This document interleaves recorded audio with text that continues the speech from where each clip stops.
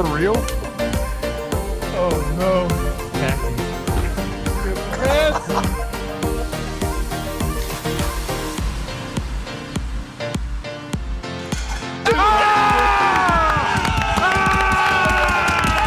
Let's go.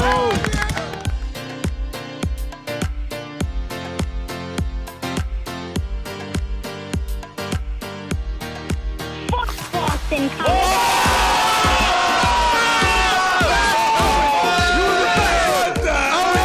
State of OH! Today.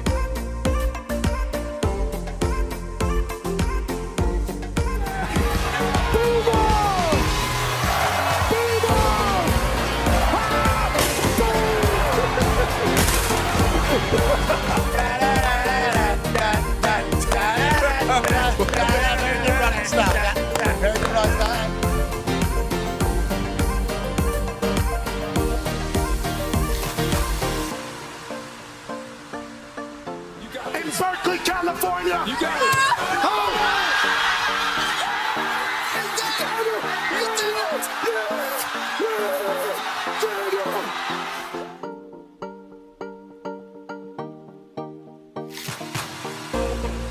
This one's for three. AJ Hawk,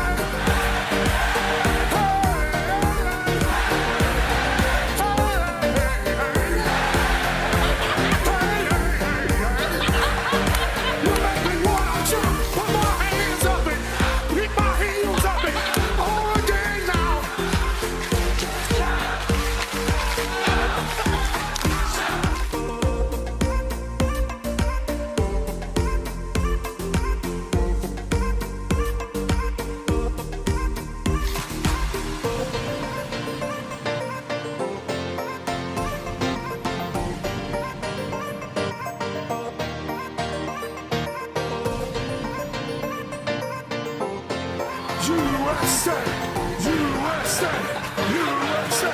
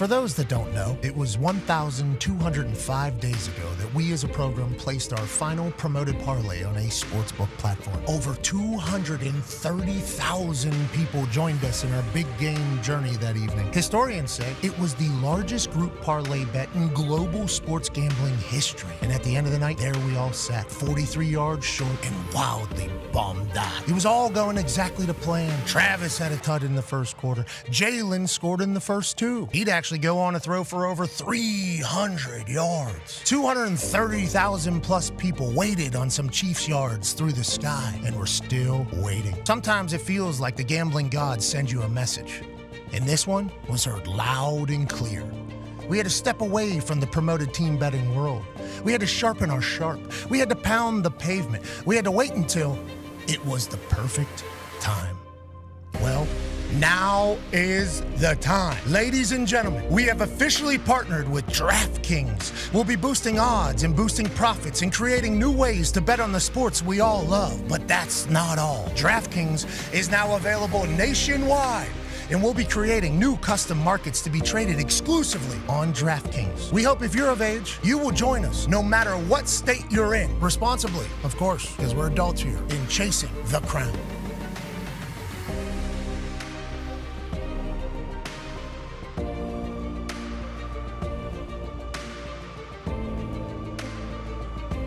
The following program is a collection of stooges talking about happenings in the sports world. It is meant to be comedic informative. The opinions expressed on this show do not necessarily reflect the beliefs of their peers, their boss, or ESPN. There may be some cuss words because that's how humans in the real world talk. If you are young, please seek permission before watching any further. Hey, Why? let's go.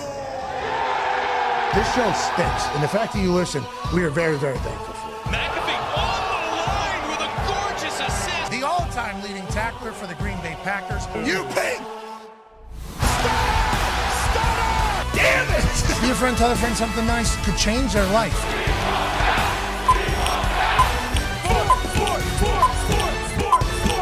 Hello, beautiful people, and welcome to our humble abode, the DraftKings Thunderdome. On this monumental Overreaction Monday, June 1st, 2026, this program begins now. Sports are the absolute greatest, and we're so incredibly lucky that we get a chance to chat about them. And that's right, huge news out of the program's world, out of this DraftKings Thunderdome. We are officially partnering with the partner of ESPN and many, many others, DraftKings, as we try to chase the crown and also utilize their incredible predictive market app that is being launched into the sun as we continue to build the DraftKings Super App. And we've had a chance to obviously chit-chat in the gambling world before. We used to be on a sportsbook platform, and we would make picks every single week. They get promoted. We would think of different ways to go about trying to win money from the sportsbook platforms. And then on our final one, 230,000 people bet alongside of us. That was a lot of pressure. That was a lot of, obviously, nerves and anxiety. And as we thought we were going to hit, we thought we were going to have the greatest end to a football season of all time. And then whenever we lose by 40-some yards, Patrick Mahomes to the sky. It took a lot of heat in the mirror, on the internet, and amongst ourselves. We let the world down. We had to go back. We had to get better. We had to step away. And now, DraftKings Sports is nationwide. Predictive markets are in the states where there isn't sports gambling. There's fantasy, obviously, in a few other states that don't have the predictive markets or the sports gambling. We're going to be creating new bets, creating new odds, creating fun ways to bet on sports, but also going to remind you every time, need to be responsible here. Hey, we're not, this is not the silver bullet to being rich. No. Okay, and none of us know what the hell is going to happen. So if you're 21 plus, we'd love for you to come chase the crown, because when you get crowned, that's whenever you're happy and you feel like a super smart person. And there's a chance you're going to lose, a big chance. Let's make sure we're not losing, obviously, what we can't lose, but let's enjoy the hell out of sports a little bit more with our friends at DraftKings. Funny full circle moment for us. Obviously, we had never partnered with DraftKings. ESPN signed a deal with DraftKings, which obviously opened up a line of conversation with some OGs over there. We are a young TV group, I think, but we're kind of an old internet group. Okay, we've been around for a little bit more and a little bit longer on the internet. The people at the head of DraftKings have been around a long time as well. Yeah. You know, one guy was just a part of a hot sauce subscription service called Fuego Box way back in the day. Now he is building partnerships alongside Jason Robbins of DraftKings, who's founder, obviously, all the way back whenever they were just fantasy sports. Then they move into daily fantasy. Then they get into sports gambling. Now they're getting into predictive markets. Now they have casinos as well. Jason Robbins kind of been through it all. So we've watched from afar. Obviously, they're a New England-based company. We've watched from afar on what they did.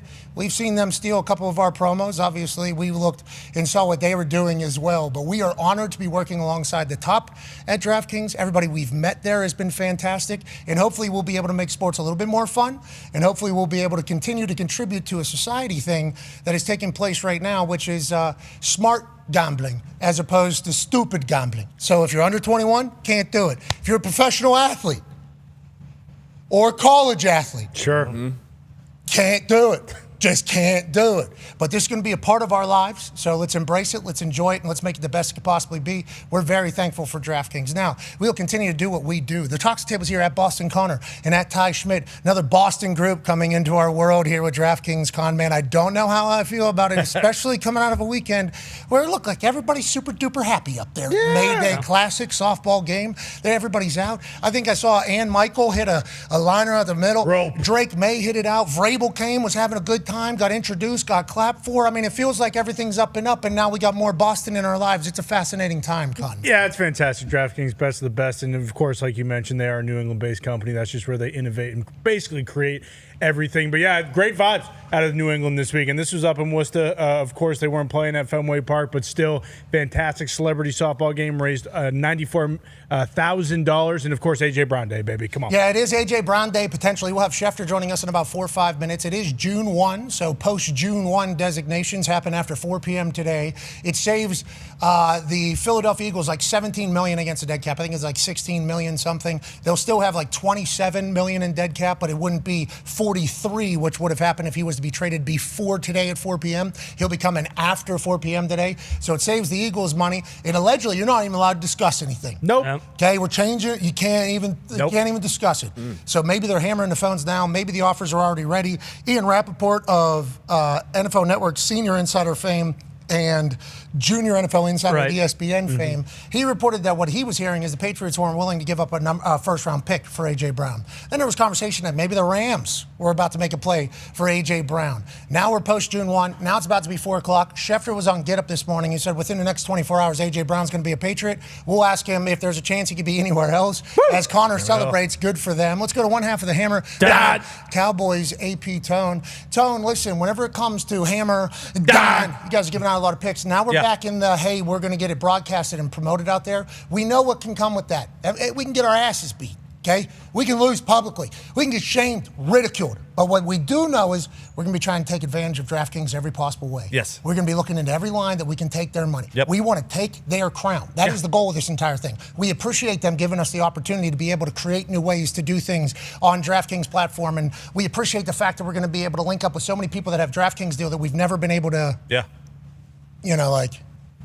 never been able to really do it. No. But we need to win the crowns, Tone. You hear me? This is what we need to do. And when we see an alien, we need to point it out and go, that one is probably going to win. Some of us did. Spurs get to the finals, take on the Knicks. Is the alien gambling method probably a good way to get started? And what did we learn from Wemby whenever it comes to being able to bet on? Because he becomes the first guy in the history of a 7-game series to record those stats are everything that matters in basketball. So I just need to look at him and understand that he's probably going to be the gift horse that just keeps showing up to us every single playoff series. I mean, Wemby's absolutely unbelievable. He is unique in a way that we have never, ever seen on the basketball court.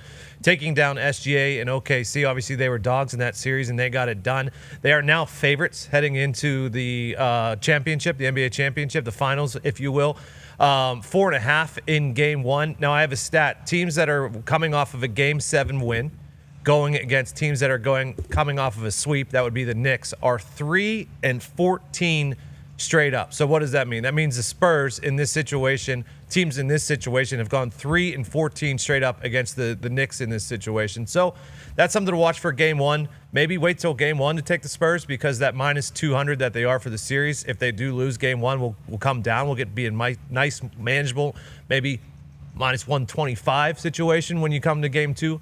But no, I would maybe hesitate, because the Knicks, they did have to come back from a 22-point fourth quarter deficit in game one and the last one, rest versus rest, but we will see here against the Spurs. Yeah, and the Knicks have won by like 30 or something in like 11 straight. I mean, it's been absolutely outrageous, the buzzsaw. But as Draymond Green say, it's the East. He said that pretty emphatically. Yeah. Now, we had to look up, has the East won a title like in the last 10 years? Yeah. Yeah, there's been a lot of different teams that have done it. There's actually interesting stats going around. Hembo dropped this one. I think it's the 8th different champion that they've had in 8 seasons. The 20 seasons previous to that, they only had 8.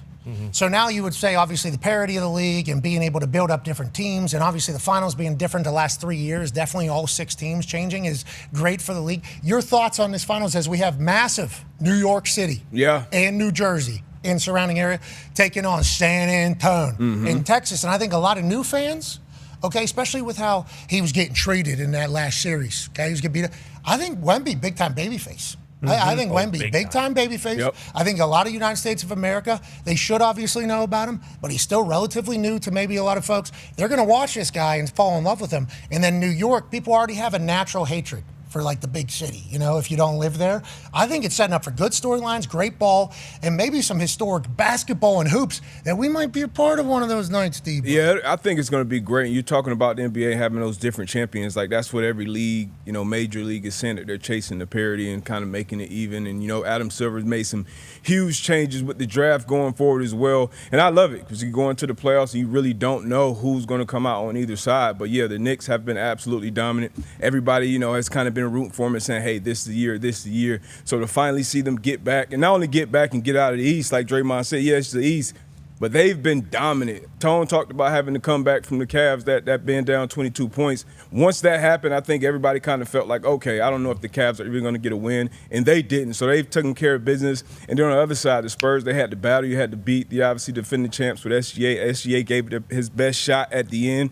Didn't have enough help. But Wemby, he is a breath of fresh air. And look, the Champions League is over, so I can actually talk about him now and not be an asshole. Oh, I why love is that? this guy. Who won, by the way? PSG Who won? won. They won. His team won. He had a nice little French parlay over the weekend, and if you did that, you got the crown. I obviously did not, but I love this guy. You can tell just how much he cared, and this is what you always want from like the stars and like the ambassadors of the game. Show that they care. You care. You're only coming out of the West, and yeah, you want to win it all. Job's not done, but things that he's done, the things that he's been saying, like you go back to the clip with Brunson, beat him, but then he dropped 61, threw his ball in the crowd, just all of it, and now he's on the biggest stage, biggest moments. It almost feels like the next coming of like what Tim Duncan was for this franchise. Is it Wemby's time now? Is it Wemby's league? We shall see. Yeah, I think everybody's trying to crown him.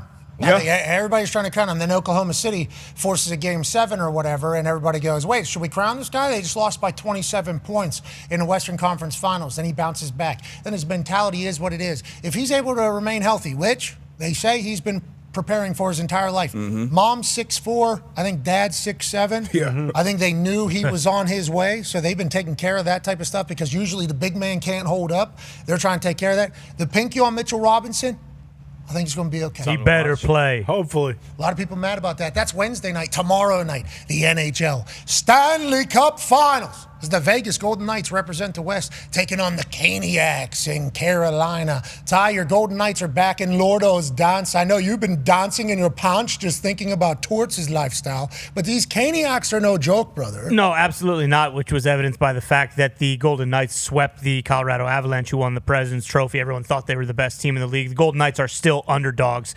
I haven't watched them play for a couple weeks, because they swept, so they've been off. I kind of forgot about them a little bit, but listen, same deal. The NBA Finals are going to be unbelievable, but that's why we have multiple games on multiple nights. If you want to sit in and watch some excellent hockey, even if you don't really understand the sport, what a great way to kind of get your toes wet with a couple of Titans, going for the ultimate prize in sports, Lord Stanley's Cup. That's right. Lordo is certainly a spectacle whenever you see it and lay eyes upon it. You say, wow, that's worth fighting for.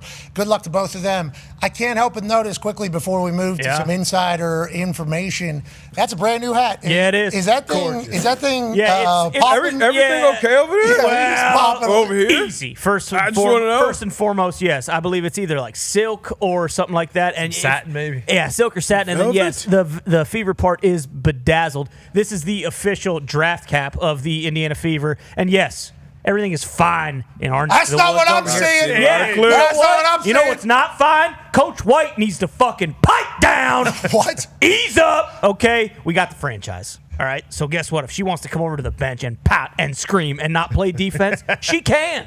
All right? What? See, that's the problem. Stand down. You let her do whatever the hell she wants, and let's keep this thing moving. Okay? No, that's the problem. That's been happening is what the internet's saying. What happened in this game? You tell me. Well, I kind of just saw the clip. I don't know if they won or lost. They got crushed by Portland. Exactly. They got She had crushed 6 by points. because she wasn't on the court. Well, That's why. she wasn't. She couldn't play defense. Well, that's what Coach White was hey, saying. guess what? Maybe we win, they play a little Hey. defense. Why aren't we? Because you know what That's she's what doing? we need out there. Not from her. the other end, she's making 35-footers from three. That's what she's doing. I don't need her banging and clanging and potentially getting hurt. Listen, this is just one of those little bumps in the road. We always see them, okay? And Coach White, she should look at what's happened in the past if she wants to keep her job. She might want to fall in line. No, they're a good team. This is a part of being a team. It's a good team. This is part of being a team. I don't know. They show up pretty flat way too often. No. And that's on coaching. Okay. Coach White. Kayla might force herself out, honestly. No. She's a Midwest gal. She would never. I don't know. Don't say that. I don't know. She might. Let's move along. Hey. This is me and D-Butt talking here to you guys. Yeah. Let's figure it out in there, okay? We need you guys. City's dependent upon you. Big time. I think there's ideas to build like an Who you entire... think? Yeah, the entire Who you think? city. Boom, boom, boom. You see that? Say goodbye to that training facility. See that? That's wood. From the Cameron Indoor Stadium. We bop it around here. Boom, boom. Oh. Yeah, exactly. That's why I don't need 22 doing Did that. Coach Bluter make her play defense in college? Yeah. What do you think, D-Butt? No, they were scoring 110 points a game. But they got CC right out here, outside the three-point line. They don't got her down there in the paint. No. They don't got a full body down there taking charges. Golden Goose. Especially when we Set got your people on screens the and other shut team up. trying to take her out every single game, too. All right. We think this will be better for the Fever in the long term. Without a doubt. Had to have this moment. Had to. They're all competitors. They're going to win the title. I'm happy for them. I'm pumped for them. Also, I like the way the Giants all handled it. Right? Yep, Everything that yep. became very public, very loud. That got handled very well. Sometimes a little adversity, are the moments where you can really come together and bond. Absolutely. And I think that's a special thing about sport. We've been talking about that since I've gotten a chance to get onto a microphone, talking about, how the world, outside world, is so much different than what a locker room is. I'm kind of an isolated person, live my life how I live.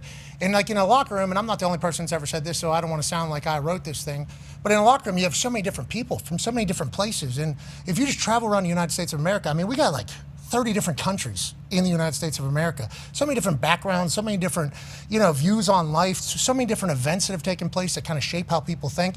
So the locker room is a great place to kind of come together, focus on one thing and showcase to the world that you can have some disagreements and still get shit done. So I'm happy to see that the Giants are kind of doing that in a public way from sports to society. I think that's a big deal. Yeah, as a team, as like an organization, you always hate when it's like distractions or something, outside of the main goal being focused on or talked about. So, when you have the things public, obviously with Dart and then Carter coming out saying what he said, and then they hashed it out, they had their conversation. And as a locker room, we're going to have those uncomfortable conversations. Like you said, we kind of always do. And Talib, I thought he had a great take on it as well. Look, everybody's not on the same page. You don't see all those things the same way, but when it comes to our job, that's what we're trying to get done. So, yeah, I thought they handled it great. Now, did they handle that softball game great? So, I don't know about that. I like the Patriots one. Drake May Day was great. Hell yeah. The shit I'm seeing from the Giants one. On that note, joining us now, ladies and gentlemen, senior NFL insider at ESPN, Adam Schefter. Hey, Shefty. Shefty, thank you for... Gentlemen, what's going on? Hey, just hanging. Happy Overreaction Monday to you, bud. Welcome to the DraftKings Thunderdome. Hell yeah. Yeah! Okay, Crown is yours. great to see you. Oh, there's a call maybe from the Giants right there. That's a good starting point. Hated that I saw the way Malik Neighbors ran the first base. Love that he is confident enough to play in a softball game that he knows cameras are going to be at. Okay, this is just like Patrick Mahomes golfing. I think that's an indicator from the person that they feel good about where their recovery is. But after hearing that he had some stiffness and had to get another surgery to clear up some scar tissue, seeing him run like this has made everybody scared to death about what Malik Neighbors is going to look like this season. Do you have news to put that fire out, or are our eyes telling us the story about what's about to happen here? I think you watch what you watch, you see what you see, and you know that he's trying to make his way back from a second knee surgery that was done to clean up the scar tissue, address some of the stiffness in there. And I think it's a case where the Giants have said all along, they're hopeful. That's the word they've used, Pat, hopeful, that he plays on that Sunday night opener against the Dallas Cowboys. But again, I think that they're not counting on him being ready. And it certainly doesn't look like he's close to being ready. Yeah, but and there's a lot of time. Hold the phone, though. Hold the phone, though. Let's hold the phone, please. Yeah. Do we think these guys are self-aware enough to know, like, hey, if I'm not going to be ready by season, I shouldn't go and do a public display of this. Like, there's people that are talking to him about whether or not he should be playing in a softball. There's people talking to Scadaboo whether or not he's cleared to do backflips in public spectacles, right? Like, I don't know about like that. Malik's got to be self-aware enough to know that, like, hey, I'm going to be healthy for the season, and I can do this without re-injuring myself. It looks like he is very early in a recovery. Yeah. But that is something that hopefully you're working on every single day, and like you can make big steps in like 3 weeks, 4 weeks, 5 weeks, 6 weeks of every day doing rehab and stuff like that. I hated seeing it though. Yeah, I mean, I hated seeing you it. don't want to see your franchise wide receiver doing that, especially if you're on the path of recovery. I'm sure if you're on the ownership level, even like the head coach, like I know the head coaches we played for, like if we saw some shit, like, what are you doing? Yeah, okay. Neighbors is going to be there. He's not taking a hit. He's not fielding it. He's not doing anything physical. A lot of clapping. God forbid you just trip over. Or he's got to hit a homer so he can jog around the bases and not have a bang play. Yeah, but let's not pivot on our knee much either. Yeah. That's a whole other thing. Yeah, like, true. That's why the Patrick Mahomes thing for me was such a big deal. Because golf is so much turning at your baseball too. That's a lot of knees. You know what I mean? So it's like as somebody that has had 4 knee scopes and everything like that. It's like there's some of the things that these guys are choosing to do after having knee injuries. It's like I think they're very confident. I think they are very confident, but this might just be that big guy. I'm not admitting that. You know what I mean? That might be that might be the way that they start viewing that entire thing. Going back to a locker room culture, by the way, you know. That bit fire, you know, that whole thing. And that was a great video this weekend. Shout out to that kid. I assume he's going to run a team someday. But I think these guys know that they're going to be okay, hopefully. Scadaboo, completely cleared. That's a big-time backflip. I mean, 61 for the Giants named John Michael Schmidt. Schmidt goes, oh, my God, as he's flipping in the air right there. Scadaboo, once again, confident enough to do the backflip. Makes me think that he knows his body better than we do. He's 100% back as well. Are the Giants tighter than they've ever been? Because the Abdul Carter, Jackson Dart thing, are they healthier than we thought maybe they were? Are they just signed Berrios? No, yeah, right. They signed Braxton. Yep. They signed Braxton over Juju Smith-Schuster and Odell Beckham Jr. at this. Well, no, hold on. They still could add to that. They still could add more from now with those wide receivers. They might not be done yet. Okay, so multiple guys get signed out of a wide receiver workout. Is John Harbaugh kind of in his bag? How do the Giants feel very positive, I assume, about where they're at, especially with how tight. Maybe they get the early awkwardness out of the way in John Harbaugh's thing, have to come together tighter than they've ever been because how everybody outside was, you know, Harbaugh could certainly say trying to drive us apart right now. That's the exact opposite of what we need. Young team. Vibes immaculate in New York, it sounds like. And you and Renan both say, is it Juju or Odell Beckham Jr.? If Odell Beckham Jr. is going back to the Giants, that feels like a big deal. That feels like a pretty big deal. Juju as well, obviously, but OBJ going back to the beginning almost. Would be huge. Headlines. That'd be gigantic. Cool. That'd be gigantic, Shefty. Is that what you're hearing? Is there a little bit of a lean and maybe OBJ's back? I saw him in that flag football thing. Let's put it this way, Pat. I wouldn't be surprised. I wouldn't be surprised if that happened. Hey, Odell, congrats, man. Go, Odell. He was at the game, right? Yeah, he was there talking to Jackson Dart, I believe. So he's already kind of back in there. Good for him. Congrats to him. Because it's been a long road. Oh, yeah. Yeah. Very. Ladies and gentlemen, breaking news. Roll. Okay. I would like to say we broke it. No, we broke it, Shefty. Yeah. We did break it. Junior. Oh, Junior got no. you. He saw you on TV. That was the call. He hung up at the beginning. This is our fault. Junior's going to be so pumped about that. Sorry, Senior. Oh, no. Yeah, mine's up. I'm good. Okay. All right. Let's just make sure. That's awesome. Congrats, Odell, man. Yeah. Here we go. I am happy for him. There was something coming out of the owners' meetings. I think Bruce Brown maybe broke the news coming out of the league meetings in Arizona about Harbaugh and Odell Beckham Jr., I think, having a sit-down out there. Bruce told somebody that became national news. Full conversation happened. Renan's co-host, I forget his name, whenever they were talking about our show, he ran a clip from our show. We talked about how good Renan looked, and then we said, maybe Odell Beckham Jr. reunion with the Giants. Co-host immediately goes, that's not happening, but let's move on. Bobby Skinner, I believe. Yeah, love his moxie. I love Bobby Skinner. I like Bobby taking that shot because it did seem far-fetched. But you, as a Giants fan who had access to the league meetings, saw Harbaugh and Odell Beckham Jr. sitting together, and your description was like, they were really in it, man. It felt like it was a real convo. You've been wanting this kind of since the beginning and have been reporting about it, Bruce. What are your thoughts on it now that it's actually happening? And if somebody needs to rock the baby, let me know. The baby crying? Yeah, I'm fired up. Awesome vet leadership in a wide receiver room that might be a little shorthanded to start the year here. But yeah, it should be awesome. Maybe we can get in a fight with the kicking net. Maybe spike a helmet a couple times week 3 against the Commanders. Things like that. And then if we get 500 yards and 4 touchdowns, it's an awesome year out of OBJ, back where it all started. Who's OC over there? Oh, Bruce. Oh, no. It's talking about Jackson Dart. Hey, don't you worry about that. Matt Nagy, right? Yes. Yeah, Okay. Are they going to make it through practices? Because it sure sounds like they're not. What do you mean? A couple freak Achilles injuries. Not a great way to start OTAs.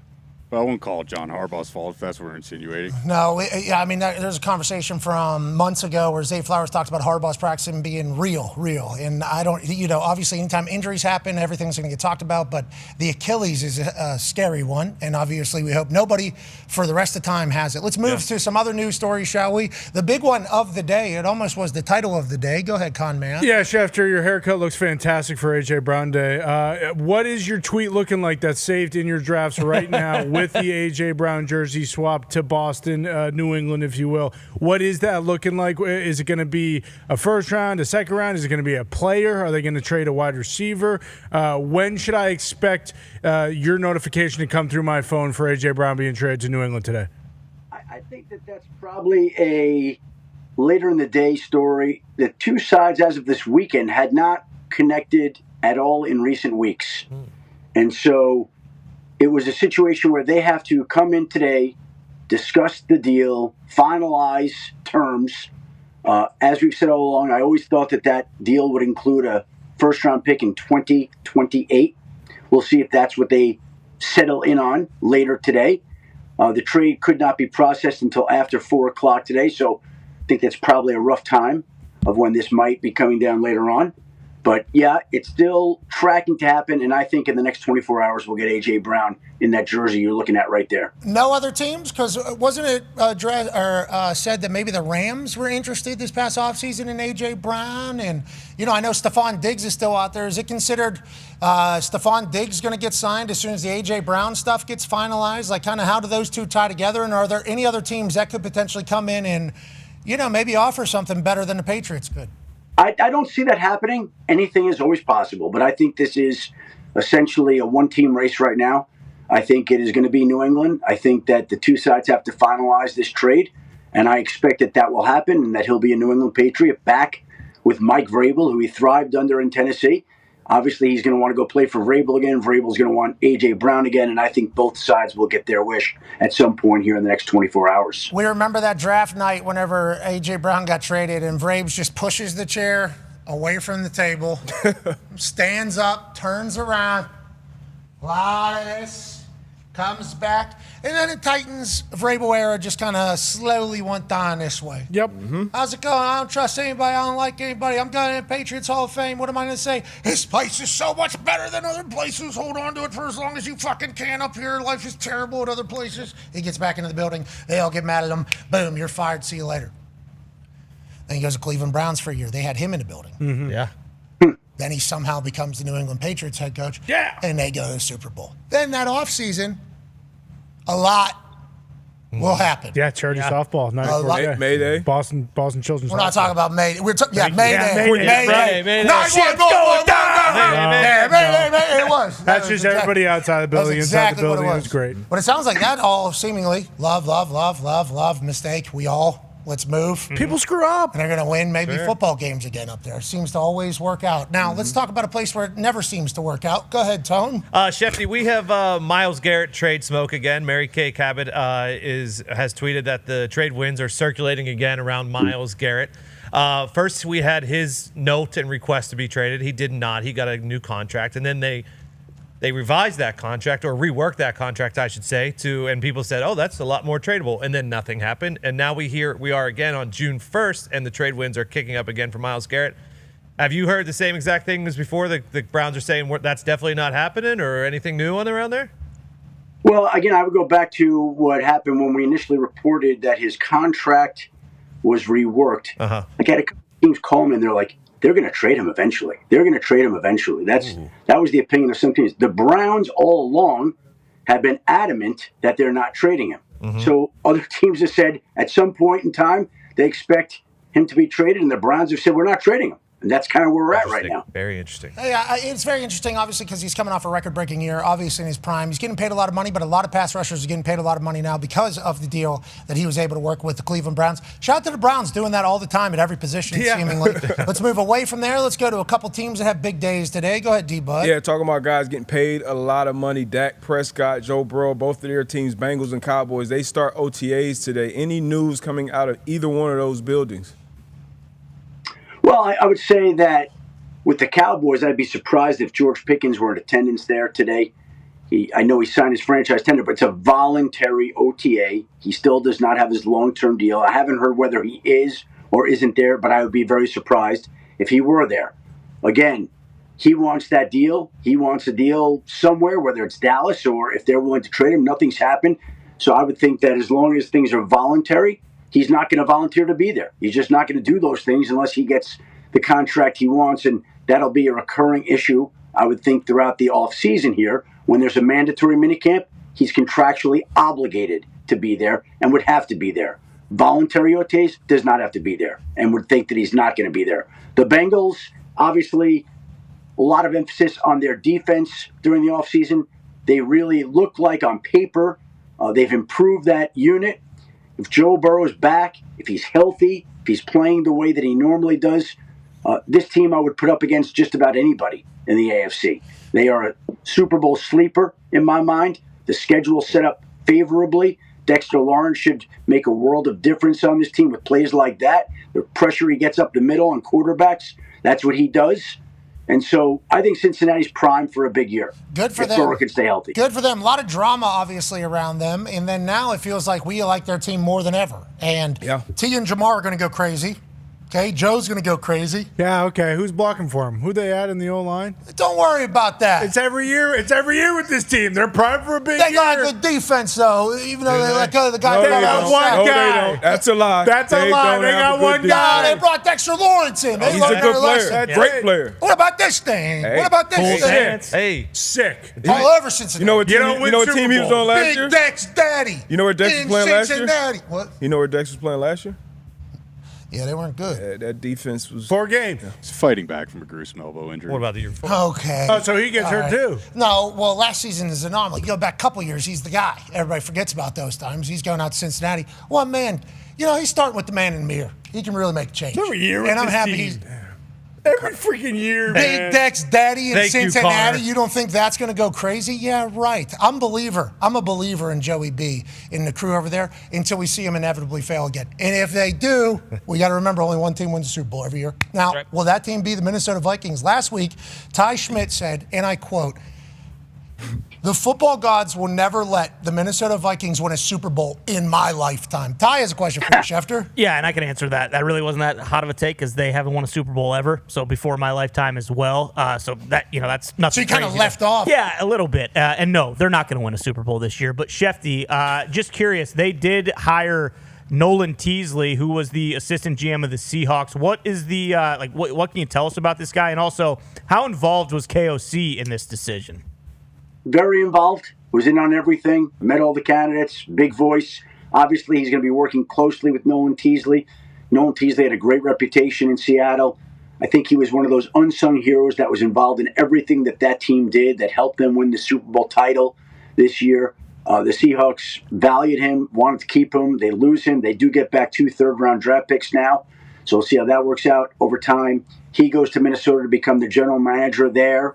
And look, the Vikings were looking for somebody that had his type of talents, that could scout, could help run a front office. And when you speak to people in Seattle, again, they raved about the work that he had done. And now at the age of 42, he finally gets an opportunity to become a general manager. Congrats to him. He's been there, I think, since 2014. So he was in the rooms or in the building whenever they move on from Legion of Boom, whenever they move on from Russell Wilson, whenever they move on from Pete Carroll. He was part of all of those types of things. Those are very difficult conversations that somebody who's running an organization has to have and has to be able to do. I'll be excited to see the leeway on what he'll be able to do with this future Vikings roster. Like, are they going to move on from top 12 pick or something like 12. that in the NFL draft? Will they let Kyler Murray do his thing, or will J.J. McCarthy come scrapping out like he's? Nope. 9, Mike. That's what I'm saying. That's a good point. Don't give up on 9. Too late. It's a good first gig. What? I mean, being the GM of the Vikings, I feel like you got some, good bones. Obviously, you're trying to figure out your quarterback situation, but you got a great head coach, in my opinion, with KOC, great DC with Flores, good talent around the roster. So if I'm getting my first opportunity as a GM, this is a good landing spot. And also, he's been there, done it. He built up a winner. Yeah. Was a part of a winner and built up a winner over there with Schneider. I assume he could have a beer or two. Yeah, I'd say. If I had to guess. I'd say. Vikings and Bengals might as well be the same franchise. All right. Come on. Let's talk about 100 days away. Let's talk. It is 100 days. Hell Thank yeah. you. It's supposed to be celebratory. I'm just thinking, you guys saying a lot of the same things. 100 days. Okay, 100 days. It is interesting, but one of them will kind of go to the moon. Let's talk about 2 franchises, 1 state. I heard these politician people were up till 4:35 a.m. Just couldn't get something done. The Bears are coming to Indiana, Schefter. Is this is basically a guarantee now because the politicians, what are they doing so long? How can you be around each other that long and not figure out a deal? How can you get it to? They love arguing. That's right. That's arguing. That's that competitive spirit, I guess. We should kind of give them a little bit of credit for that they're able to go long into the night and say, we ain't getting anything done. What I'm saying at midnight, I'm saying at 4 a.m. There's no budget. Actually, I'm getting firmer in my stance because I'm getting more tired. They weren't able to get something done, so Indiana is now the home of the Indianapolis Colts and the Hammond Bears. Thank you. Yeah. What's going Fisher's on there, Bears? Schefter? Midwest Bears. Look, this is, I don't know where they're going to go, but it sounds like it's going to be Indiana or it sounds like Arlington. One of those 2 places. It sounds like they're leaving Chicago. That sounds like a formality at this point in time. It's just hard to imagine the Bears playing anywhere else, but that is going to become a reality, it looks like, barring something unforeseen. I don't know which place they're going to go yet. I just know that they're going to be out of Chicago. And It's only one place. I mean, it's just hard to imagine. They're coming to Indiana, Schefter. Yeah, they're I mean, that's what's happening. We appreciate you. You're the man. Thank you, guys. Appreciate it. Thank you, ladies and gentlemen. I'm Schefter. How many different convos do you think he was in at that exact moment? 10. He just read a great text right there. You saw him pop. That's so kind of him. What was that there? Thanks, guys. Yeah, all right. See you guys later. I mean, So he was pissed having a about good- Junior. Yeah. So pissed about Did he get Junior. caught? We kind of put it in his face there, too. I mean, in the back there, that feels a little bit aggressive, but maybe. He's ready, too, because he kind of cut you off. Like, oh, wait a minute. What's that yet? When you mentioned Barrios being signed instead of. Oh, because Yeah, he knew. Yeah. But He said that looks likely. yeah, it didn't have the go-ahead yet. And Junior was like, I don't care because he's young, rambunctious fella. You know, I'm going to go do it. The Prince is always walking around saying, someday I'm going to be king. Exactly. So whenever you get a little Odell Beckham Jr. potential possibility scoop, you got to run with that. Got to. And that's what separates junior and senior from everybody else. Everybody else just throwing darts. Yep. And every once in a while they get something right. This person's going to do this. And they can stand on that, especially on the internet. But their misses, like we've tried to play the game of trying to predict. Oh, certainly. Yeah. Doesn't always work. Sometimes you're very close. So You were close. do you remember our Christmas party? What was the news that you broke? You decided to become a baseball insider just as you guessed at something happening or hoping that something was going to happen? Yeah, that Yoshinobu Yamamoto was going to sign with the Yankees for a 9-year, $325 million contract, and that Godzilla Matsui was the one who helped push it over the goal line. Yeah, you did that entire thing. Yep. That got that thing went into outer space, and it turns out you were completely wrong. I was close, though. I had the money right. Yeah, you certainly did. I was proud of you. But there's a lot of that. Junior and senior seemingly get everything right. Another person that seemingly gets it right all the time. Ladies and gentlemen, we're so incredibly lucky to welcome 15-year NBA vet, a man who can tell us what the hell went wrong with Oklahoma City. My bet is it's going to rhyme with bet. Just from what I've been kind of hearing all morning. Friend of the program, ladies and gentlemen, Kendrick Perkins. Yeah, Perk. What up, Perk? What up? There go my guys. What's happening? You look super professional. This is Big Perk here in a big month. You look great heading into the finals. It feels good to be Perk right now, yeah?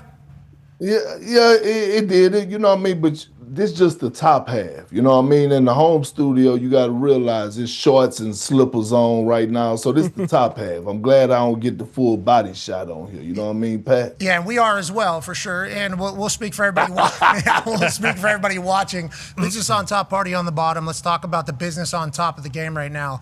New York Knicks have just been waiting, basically, for the Western Conference to figure it out. That goes 7 games. Wemby and the Spurs answer repeatedly as SGA tried to, didn't flop, played his best game. I think that was the most electrifying that I've gotten to watch SGA play in some time. I thought it was a great Game 7. I think the NBA should be incredibly pumped. But now Wemby is in his first finals. What should we expect out of this series? And what are you looking for out of Wemby to maybe cement the next crown on his head already? Well, I expect another 7-game series. We're talking about 2 great teams that are playing at a high level. One team is super physical, and they don't give a damn who's standing in front of them, and that's the San Antonio Spurs. This is not the old Greg Popovich, Tim Duncan, David Robinson type Spurs where they just kick your ass quietly. These San Antonio Spurs, they kick your ass, and they loud about it. They're going to let you know. They're going to talk noise. They're going to rub their feet all over your carpet in your arena. Order DoorDash on your credit card. And it's cool. This is what they own. And I respect it. Did you see the end of the game dunk by Vassell when everybody was like, oh, sportsmanship, respect. No, they get disrespectful. Then you have the Knicks, on the other hand, that are playing the best basketball offensively and defensively in the entire NBA, led by big body Brunson. This is David and Goliath. Right, this is 7'5" Wemby going against 6'1", 6'2" big body Brunson. I mean, I couldn't ask for anything better. I'm expecting 15 to 20 million viewers on these NBA finals. I think these NBA finals are going to set a record, an all-time record for its viewership. An absolute spectacle, and I hope that is the case because sports can only provide the magic that is a championship series, best of 7. It's like you're telling a story, and the story is going to be remembered and told forever. It's just a winding road from New York City, the Mecca, to San Antonio with a spectacle. David and Goliath obviously had the slingshot, but what else, D-Bud? I love that. Yeah, you talk about David and Goliath, and obviously it'll be centered around those guys. But in your opinion, Perk, who has the better supporting cast around him, not only with the players, but even with the coaching staff on the benches? Who, in your opinion, has the better support staff? Is it Brunson or is it Wemby? I got to go with Jalen Brunson. I mean, we're talking about OG Anunoby, who's one of the better two-way players in the game. Karl Anthony Towns is one of the most skilled bigs to ever play the game. He's playing some outstanding basketball on both ends of the floor. Mikal Bridges, talk about finals experience. He's been on this stage before with the Phoenix Suns. And when you just look at the veterans that they have on their squad, they're just clicking at the right time, along with Mike Brown, who's a 2-time champion as an assistant coach. I'm not taking nothing away from Mitch Johnson. I call him an evil genius, right? He is an evil genius because I get one cuss word today, right? Yep. That little red motherfucker is mean, and he's about that life. And I love everything about him. I voted for him for his coach of the year. He want the smoke. Like, he want the smoke. You could tell that in his film rooms, he was preaching physicality. When we saw Carter Bryant have his 2 moments against SGA, and gave him them 2, I'm here, and it is what it is. Yeah. That's an extension of your coach. And I love everything about it, but if I had to give a slight edge to someone, I'm going to give it to the New York Knicks because of the veterans that they have and the experience that they have on this stage. Yeah, and we'll talk about the experience around them, obviously, throughout the entire course of the series. They've been there, done that. Celtics knock them out. Pacers knock them out. They've been trying to get to this point. They fired their coach to get to this point. Yeah. It feels like they've been made for this moment. And then San Antonio, how did you describe him again? Just because I don't think I'm allowed to say that. Oh, he's a mean red motherfucker, Mitch Johnson, and I love everything about him. I love everything about They were up 8, I think, in the fourth, maybe 3 minutes left or less than that or something. He was celebrating with the boys. Like, you saw him like, doing one of these, and I was like, oh, no, this might be I was so worried. I was like so worried for what was about to happen because I thought we were going to have to, that man giving up a lead in Game 7. But instead, the boys reacted the complete opposite. Yeah. And it feels like him and Wemby are like perfect together. Oh, yeah. And, if you build around Wemby and find the support for Wemby, it feels like it's going to be a successful day for you. Now, on the other side of the entire thing, go ahead, Tone. Yeah, Big Perk. Obviously, the Knicks have a ton of great defenders. They got a couple 7-footers in Mitch Robinson and Cat. Who do you think they're going to throw at Wemby the most?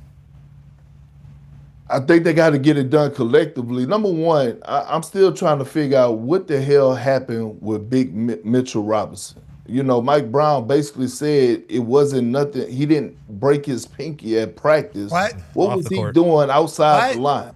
What are you talking? Yeah. I'm just trying to see what was he doing outside the facility that he broke his pinky. That's what I. He's probably watching film. He had a remote. Yeah. He was watching. He had the little cowboy remote. I thought you used your thumb. No, but he wanted to put it down, boom, right off the side of the table because he was so excited about a new technique that he thought could work. He's got a sweet truck. He was probably working on that. Might have been cooking with Mr. Baklava. I wouldn't be surprised. Might have been with Action Bronson. We don't know if he was with Action Bronson, maybe Planet Frog, cooking up a little bit, maybe doing some jazz. Doesn't matter. Could have been with Timothy Chalamet, maybe out there doing something. Filming. Maybe they were, maybe they were riding a train.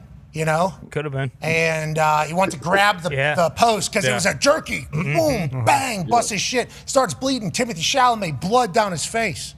Yeah, we don't know, man. And Ben Stiller could have been operating dodgeball. a camera for Ben Stiller's new, TV show. You just never know. He could have karate chopped somebody in the neck that was trying to kill somebody. Yeah. And it hit right on the larynx? and broke his pinky there. Yeah. I mean, there could be a lot of things. It could be a lot of things, but I know one thing that he needs to be on the floor. He needs to be on the damn floor. But I wouldn't be surprised. Hear me out. Okay. I wouldn't be surprised if Mike Brown throw a wrench at the San Antonio Spurs. Like we're expecting Karl Anthony Towns and Mitchell Robinson, but what about OG Anunoby? Mm-hmm. What if they start him off on Wemby? Right? What if they start him off and have Karl Anthony Towns as the wrong guy? But look, we're to the point now where you're on the big stage. It's not about all this coaching adjustments and these X's and O's. Yeah, they play about 30% of it.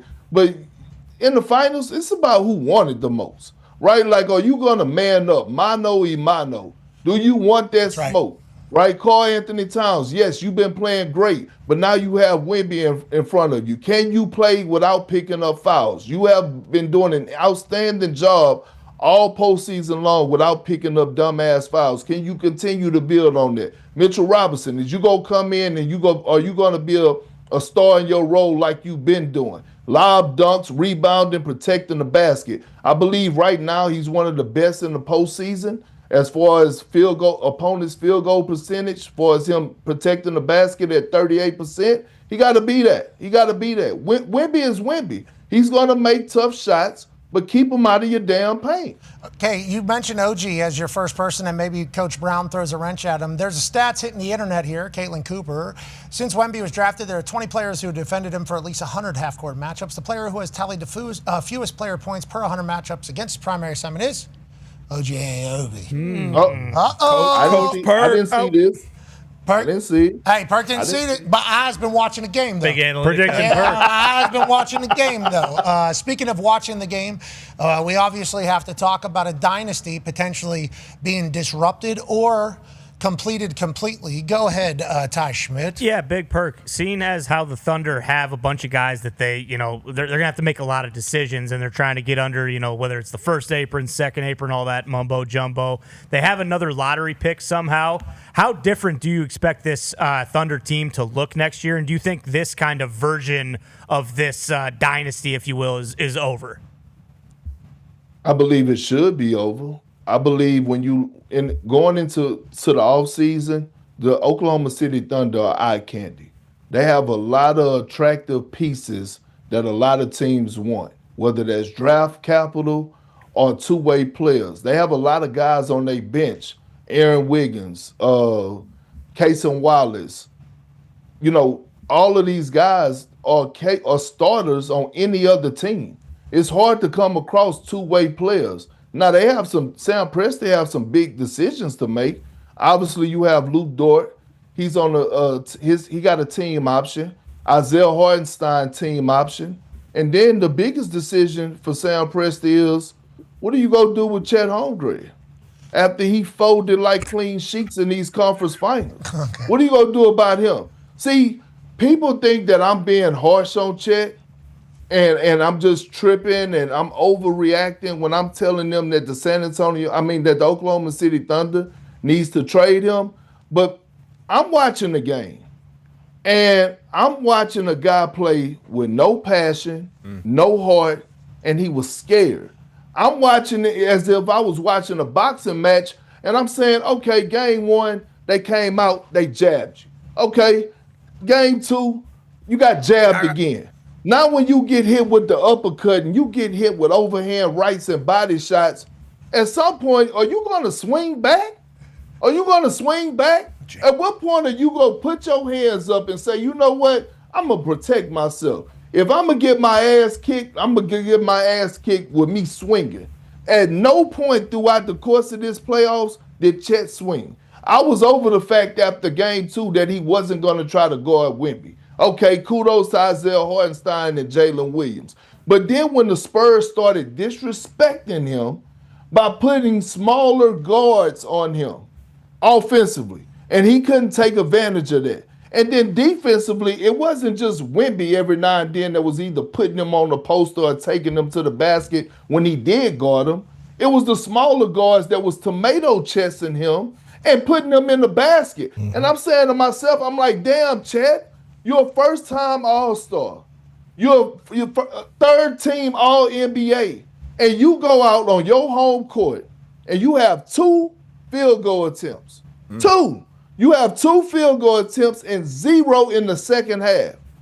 And when SGA was looking for his Robin, no J-Dub, the point that you're not even being aggressive was disturbing to me. And if I saw it, Sam Presti damn sure saw it, and the rest of his guys saw it. Y'all remember what happened in the locker room when the post-game interview, I think it was after game 4, when they asked SGA about how to get him more involved, yeah.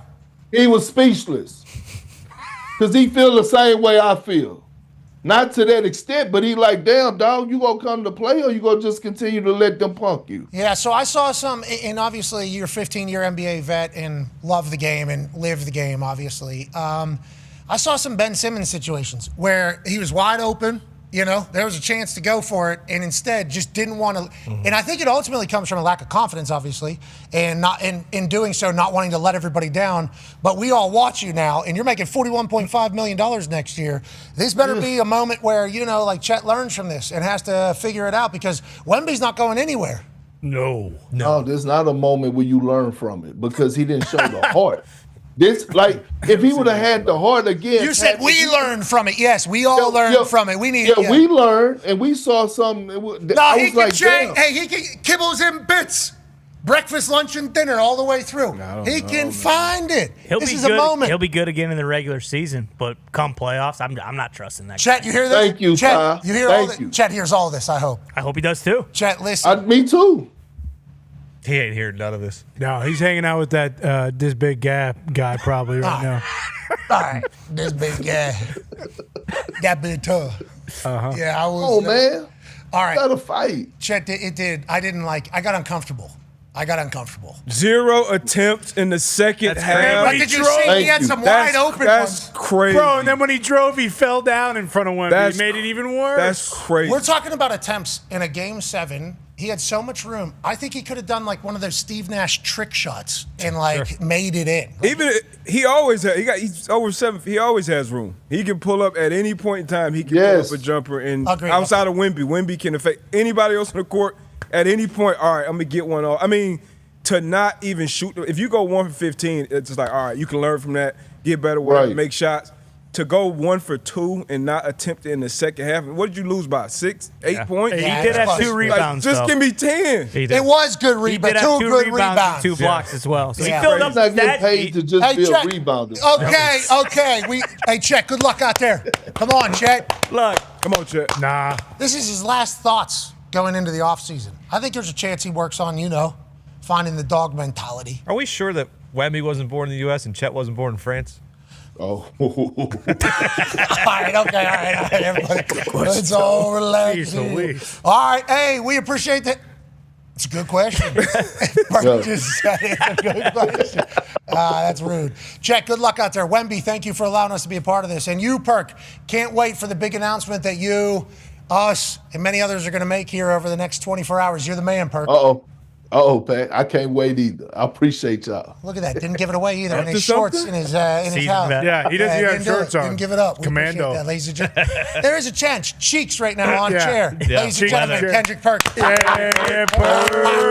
Did you hear that shit? Basketball. If he thought that was bad for Chet Holmgren, what they were doing to him on the internet over the last 24, I mean, it was hilarious. It's not just against him. It's also for Wemby.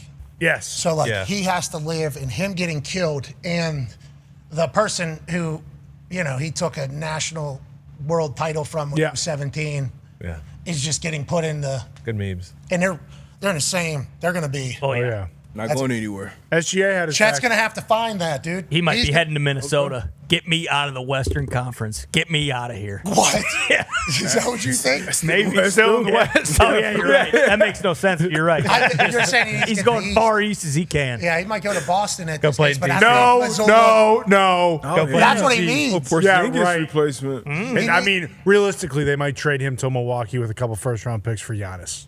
Seriously. That is probably more likely. Yeah. SGA and Giannis? Yeah, it'd be a problem. It would suck for everybody. And then how Caruso get the ball? We need to get Caruso did. He was like 1 of 15, actually. But No, respect. at least he shot. At least he put it up. Yeah. At least he put it up. Love Caruso. And he will. And he'll defend, too. Yes, he will. Chet, learn from this, please. You'll find it. You can do that, I think. I think you can turn it on. I think it's something you can learn, a skill. Yeah. Locking in, a mentality whenever you need it. I think you can learn it. Much better when it comes naturally, but he shall see the offseason. We're back on the other side. Goodbye. It's electrifying here in Happy Valley. We're lucky to be here. And, the way you win this is you have be the first 300 people here and you get a ticket. And then we randomly select a ticket, and that person gets an opportunity to kick a 33-yard field goal for an undetermined amount of money. This week, we had our man, William, right? What's your name? William, yes, sir. You won the raffle, and you said, I don't want to kick because I suck at kicking. Is that accurate? More or less. What is your major here? I'm a finance major. Okay, so money decision was, I suck at this. Let me try to find somebody who's good at this. How did you land on my man here, and what are your hopes in him? Well, I was looking around. I saw my man. He said he plays soccer, and I was like, this is my guy right here. My guy Carson. I have faith in him, so I know he's going to get it done. All right, you're Carson, right? You played high school soccer. Is that accurate? I did play high school soccer. Where are you from? I'm from Hanover, Pennsylvania. Okay, you're a Pennsylvania guy. Have you ever kicked a ball before? Other than not football, soccer. Okay. Well, hopefully you're terrible at this. It's $100,000. Are you guys splitting that 50-50? Yes, sir. Okay, so we'll make it $300,000. $150,000 for both of you. Okay? You only get one kick, though. You've gamed the ticket game, which I appreciate and respect. It's up to $300,000. $150 for both of you. Only one kick, though, Herbie. We're not doing anything. I don't care how many Staters chant for another kick. Only one, Herbie. Played high school soccer. He's a good player. We got a problem here. That's right. It's a whiteout. It could be a special day. You could help out your guy, William, in winning $150,000. One kick, 300,000, two.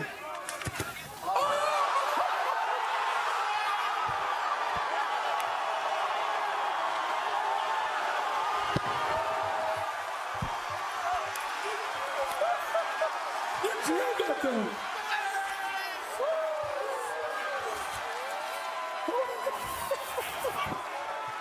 You're a good man. This minute, You're a good man. Carson, congratulations. You crushed that. William, way to go. No. It is been an expensive year out here at the field goal kick. Carson, I'm proud of you, buddy. 300,000, 150 to you, 150 to you. Good finance decisions were made.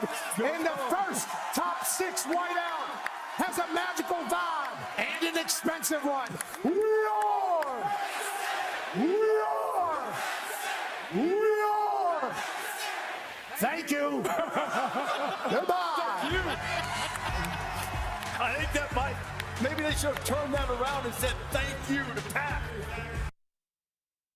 For those that don't know, it was 1,205 days ago that we as a program placed our final promoted parlay on a sportsbook platform. Over 230,000 people joined us in our big game journey that evening. Historians say it was the largest group parlay bet in global sports gambling history. And at the end of the night, there we all sat, 43 yards short and wildly bummed out. It was all going exactly to plan. Travis had a tut in the first quarter. Jalen scored in the first 2. He'd actually go on to throw for over 300 yards. 230,000 plus people waited on some Chiefs yards through the sky and were still waiting. Sometimes it feels like the gambling gods send you a message.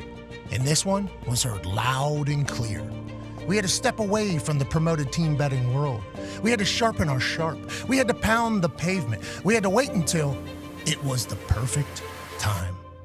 Well, now is the time. Ladies and gentlemen, we have officially partnered with DraftKings. We'll be boosting odds and boosting profits and creating new ways to bet on the sports we all love. But that's not all. DraftKings is now available nationwide, and we'll be creating new custom markets to be traded exclusively on DraftKings. We hope if you're of age, you will join us no matter what state you're in. Responsibly, of course, because we're adults here in chasing the crown.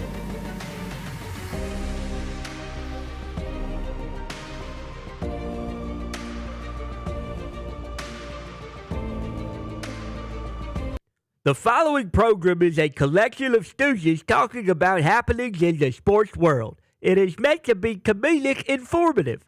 The opinions expressed on this show do not necessarily reflect the beliefs of their peers, their boss, or ESPN.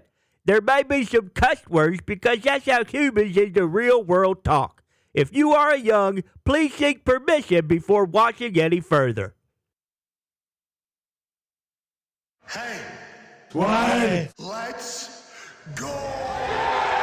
This show stinks, and the fact that you listen, we are very, very thankful for it. McAfee on the line with a gorgeous assist. The all-time leading tackler for the Green Bay Packers, you pig! Damn it! Be a friend, tell a friend something nice could change their life.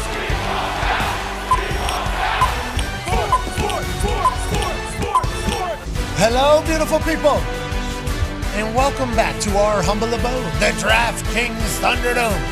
On this Overreaction Monday, June 1st, 2026, hour 2 of the program begins now. Sports are happening all around us, and we're incredibly lucky that we get a chance to chat about them. The finals for the NBA and the NHL drop puck and tip off this week. Tomorrow night, hockey says hello to Lord Stanley Cup's final. Who shall take home the largest and most heavy and most drinkable trophy in all of sport? Now, the Walter Cup up there in the PWHL also has a nice bowl or cup at the top. Similar. The Lord Stanley Cup has had beers chugged out of it for hundreds of years. Every name etched in it, graved in it, as celebration as it's passed around from player to player, coach to coach, country to country, continent to continent, all bringing one thing, happiness. Because to get to that landmark move, you have to beat a lot of great teams. Yep. The Vegas Golden Knights have only been a franchise for about a decade. They're trying to get their second one. Come on. They fired their coach with 8 games left in the regular season. Bring in an old season vet in Torts. He rallies a group of absolute dogs to play their best puck. They knock off the Colorado Avalanche, who were supposed to be an actual avalanche of hockey talent. They were supposed to beat everybody. Instead, the Vegas Golden Knights punched their ticket to take on the Caniacs, brother, down in Raleigh, the best barn in the league, with a team that is young, hungry, and ready to win in Carolina for a fantastic group that is certainly worthy. They'll have the siren cranking. Oh, yeah. And I think I saw people working their jerkin so that they can get that thing really humming to drop puck. Congrats to hockey tomorrow. And then Wednesday night, we find out if the alien can take down the Mecca. Think about Wemby and what Celebrity Row is about to look like. You know, ever since the beginning of basketball, I feel like, you know, players have been viewed as spectacles. Every room that they walk into, they're taller than everybody else. You can't help but look up when an NBA player normally walks in. So all eyes are going to be on these people for a majority of their life to begin with, let alone in the center of all of media, New York City, with their favorite team, a team that if they were to win a title would potentially get statues on the top of Madison Square Garden for the rest of time, not paying for anything anywhere. Doing something for the city of New York, the Knicks could potentially bring everybody together in a landmark celebration that would certainly be warranted of documenting. And then Wemby in the Spurs, this could be the beginning of the end for everybody else. Yeah. If the Spurs win this one, Yeah. They're so young. Bron's coming. So young. what do you do? What do you do if you're everybody else? You're trying to find another Wemby, I guess. You're trying to find a team that is like perfectly humble to understand the reality of the situation. Seemingly all old school dogs and very young, able bodies that could go on for the next 10 years. And a coach that's willing to fight the other team alongside of them. This could just be the beginning of what's about to happen to the rest of the NBA. And I think we get a chance to recognize that unless the New York Knicks can obviously topple this potential next star. I don't want to crown Wemby yet because I think he has to get crowned. But let's remember, LeBron James made how many straight finals? There's a tweet. I mean, 8 or 9? 8 or 9, yeah. 8 straight NBA finals. Okay, he'd been in the playoffs, I think, for like 20 years straight. He was the one that carried the playoffs. He was the one that the NBA said, hey, just look what we got. Wemby could certainly be that. Oh, yeah. He's taller than anybody. He's a deeper thinker. He's phenomenal at things that normal athletes are not. That he'll sit down and beat you in chess. He'll be able to talk about the universe. I'm sure he's well versed in many different religions and different conversations and political stuff. I couldn't even fathom how much he has done in that particular realm. And then on the complete opposite side, he will elbow you right in the throat. Yeah. He will absolutely elbow you right in the throat. Dog. He'll climb mountains with monks while dribbling basketball for hours and hours and months away from his family to kind of lock in and learn a new thing. This is one of the most interesting humans to ever be created, and this could be the dawning of him being the face of the NBA. It's an awesome time to be alive if you're a sports fan. The Toxic Table is here, at Boston Connor, at Ty Schmidt. Ty, love the Fever hat. Love what you're doing. Thank you. I'd love to see the girls kind of put it together a little bit better on the floor. But when times are toughest, I said, okay, I got to dust this thing off. I got to wear it today because we need unity now more than ever. And I think that's getting lost on a lot of people. Well, I think you were not calling for unity at all in the first hour. I wasn't. You were demanding that the coach. Yeah. I think his words were stand down. Correct. I think is what you said to the Indiana Fever coach. Coach White is a phenomenal coach. She is. Has done great things for the Indiana Fever and other places in WNBA. We're talking about an abs.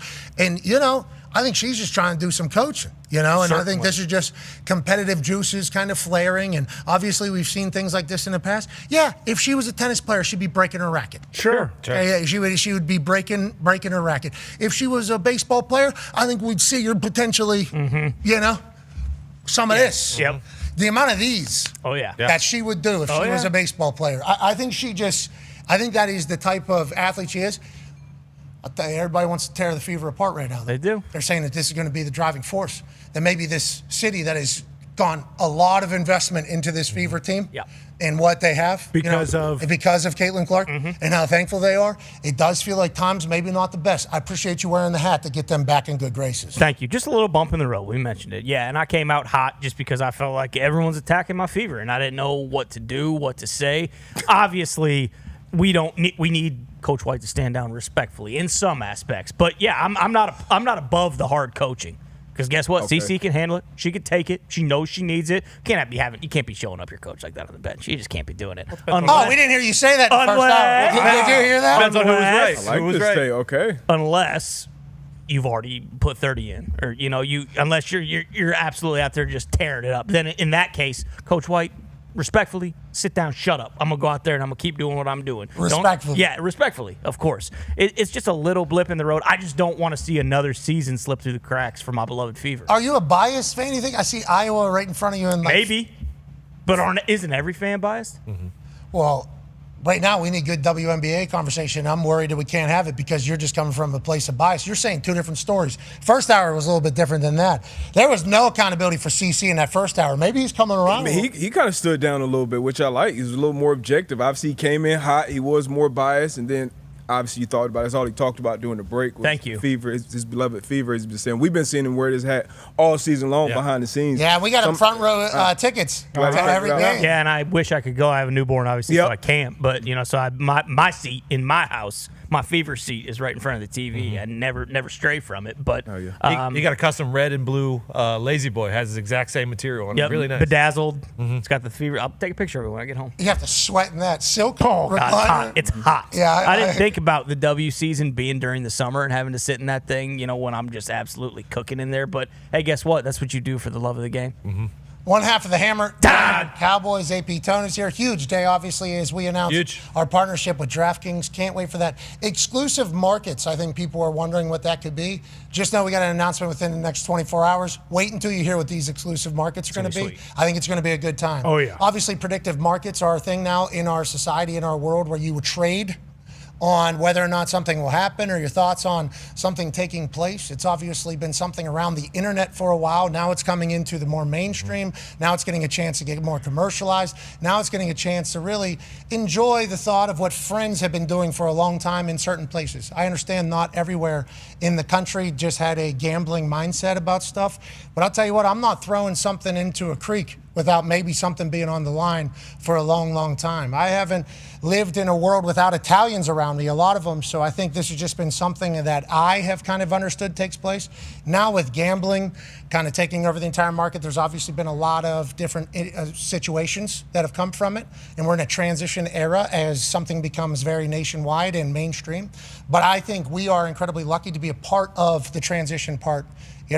Everything we're going to do is going to be, hey, let's be smart about this now. Let's be smart about this now. Let's just enjoy this because it's supposed to enhance the game experience. It's supposed to enhance sporting conversation. It's supposed to be a benefit as opposed to a downfall. And I hope we're able to do that, Tone. And I know that you feel that way as well. That is what Hammer Dahn talks about basically every day. Yeah, obviously, and I love it. And we are big fans of exploring the space. And I know we will explore the predictive market space. It's just something that we're going to do. There's going to be a lot of different things that we're going to do around that.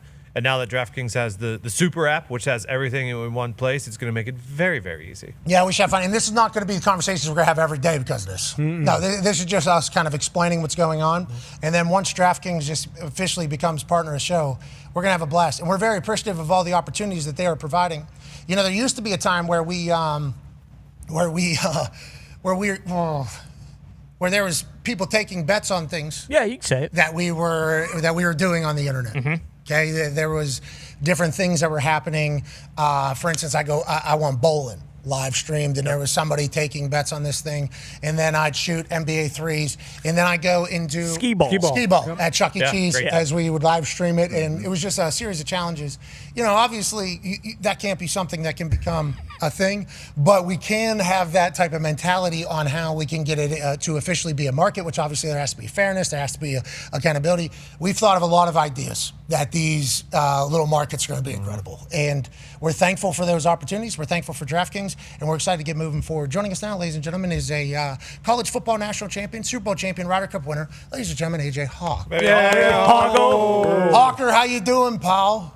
I'm doing great. Good to hear Ty, was so up in arms over the Caitlin Clark situation, but he was not sure if they won the game or not. That was a bit busy. Surprising. He said he turned it off. As soon as he saw that video. Let's not completely ruin the fact that he has no idea what he's talking about. What are you talking about? This guy has no idea what he's talking about. Tell the head coach to stand down. That's amazing. Stand down, and then told her to look around. She clearly doesn't know how to coach a superstar. Oh, okay. And that's all we got. I kind of just came off that position, so I can't point and say thank you. But Tony's got opinions, that a lot of people share. They're my fever, too. Yeah. I'm always running a fever around here. They lost to the Portland Fire, who are a good basketball team. team. Good team. Kind of the Vegas Golden Knights of the league. 184. Kathy Engelbert was so kind to us. Did you guys see the box we got sent from the WNBA? Oh, it was incredible. They sent us a box of merch over here. We guys got are hiding boxes? I mean, it's right there, wide open. Sorry, Tony. That was one you couldn't just open out and open. We did. Oh, you snuck away. God, sorry. We did do it behind there. I got a great shirt, good pair of shorts, little visor thing. We appreciate WNBA, but I do like the thought that Caitlin versus the WNBA has now turned to also Caitlin versus her own coach. Yeah. And hey, it's a trenches mentality out there for the CC Mafia, and we'll see if it ends with her getting a title, which we obviously hope she gets, and an MVP, and in good graces with her team. Exactly. Keep her here. We need her to stay here. Good luck. If we need to do a full... Good luck. Or your property value is going way down. No, it doesn't matter. They already knocked down a jail to build up the Indiana practice facility. It's still going up. But I'll tell you what, if Caitlin Clark's not here for it, I do wonder about what happens to those games. I don't think everybody outside of Indianapolis fully understands what is actually happening around the Indiana Fever because of Caitlin Clark. She's like the Beatles. Yes. Like legit. Actually, Yeah. They sell out the arena. This is WNBA. Sell at the arena, and then they had to build an extra spot for people to do watch-alongs outside so that they can still get the Pacer experience.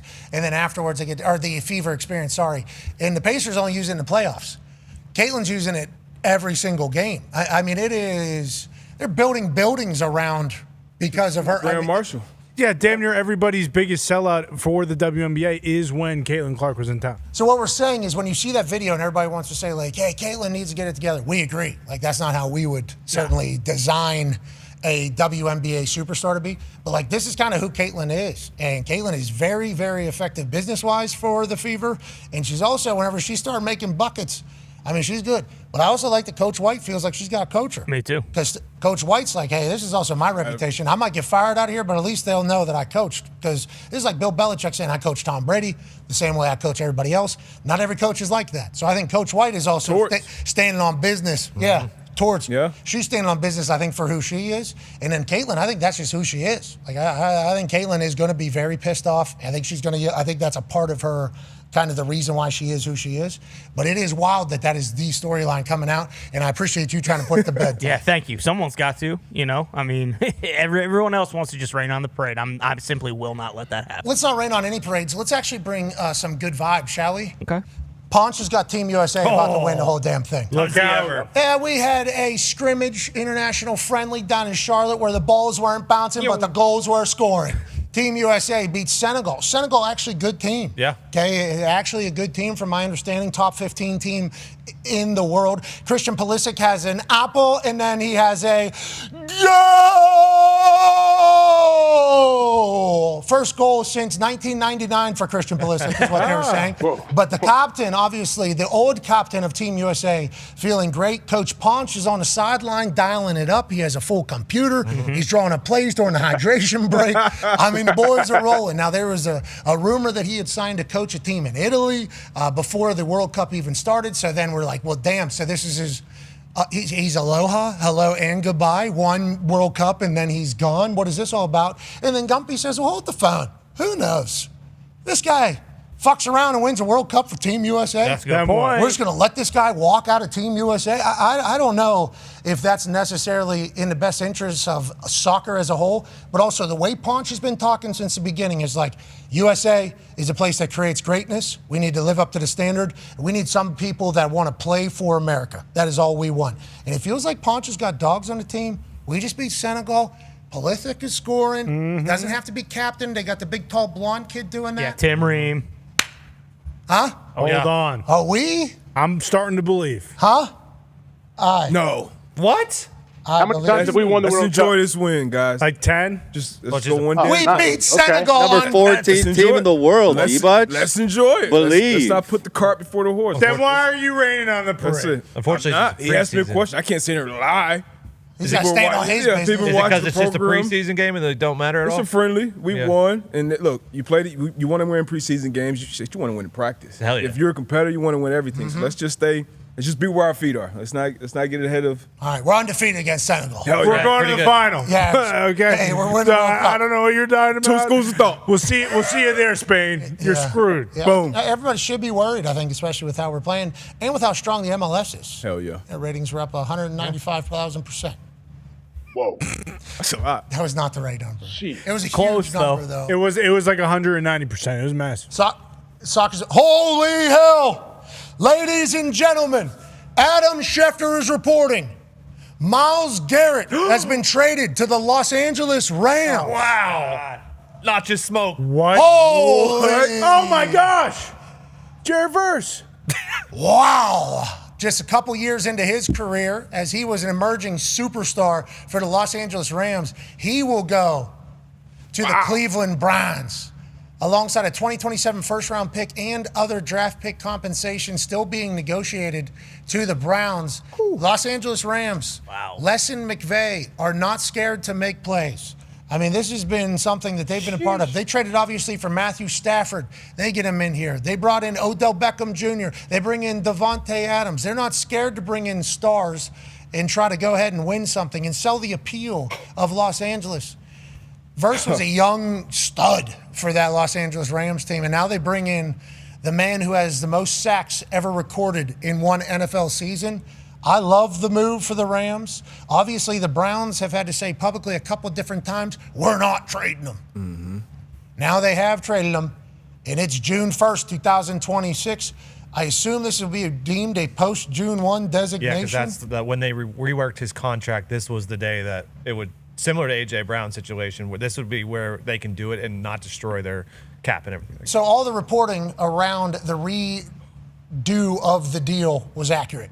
Yes. Whenever they redid the deal, everybody around the NFL, us included, were like, wow, that sounds like they're doing that to trade. That sounds like they're trying to trade Myles Garrett. Browns came out, not true. We're doing this, not true at all. That is not what we're doing.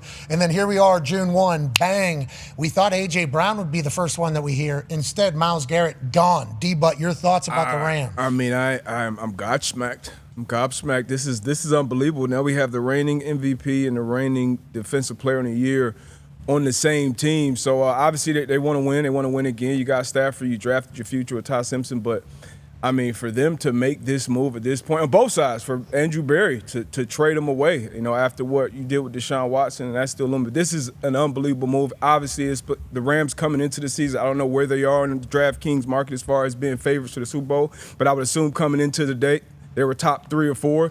Now I would assume this will bump them up to 1. They were 1. They were 1 coming into. Yeah. Oh yeah. So yeah, this is an unbelievable trade. Great move by the Rams. Obviously, a great player in his prime.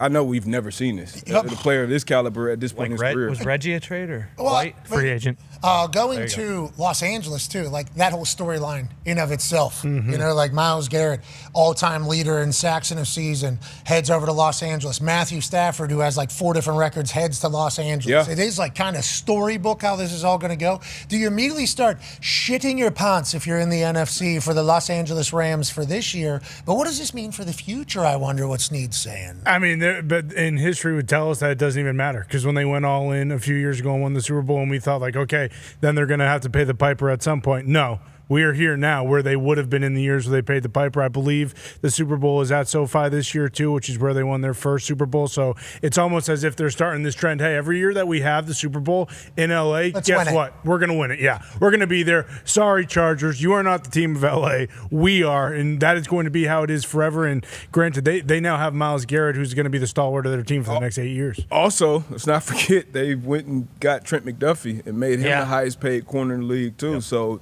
all in, like, it's unbelievable. And now on the other side, you realize if you're Cleveland, Myles has been unbelievable for you, but he has not won there with you. Now you have 2 first-round picks in what's supposed to be an incredible quarterback draft if this year's quarterbacks do not work out. So what are you saying?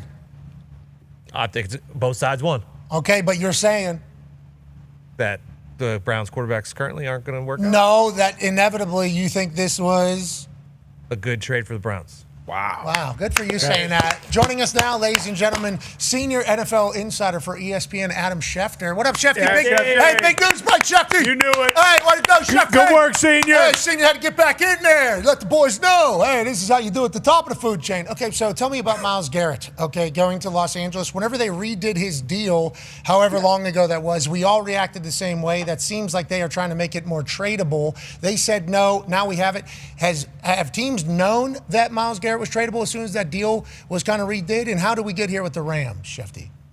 Well, there is a long, convoluted backstory to all this, which is obviously still being finalized. But when the Browns redid Myles Garrett's deal, there were people that suspected at that time that this paves the way for the Cleveland Browns to trade Myles Garrett.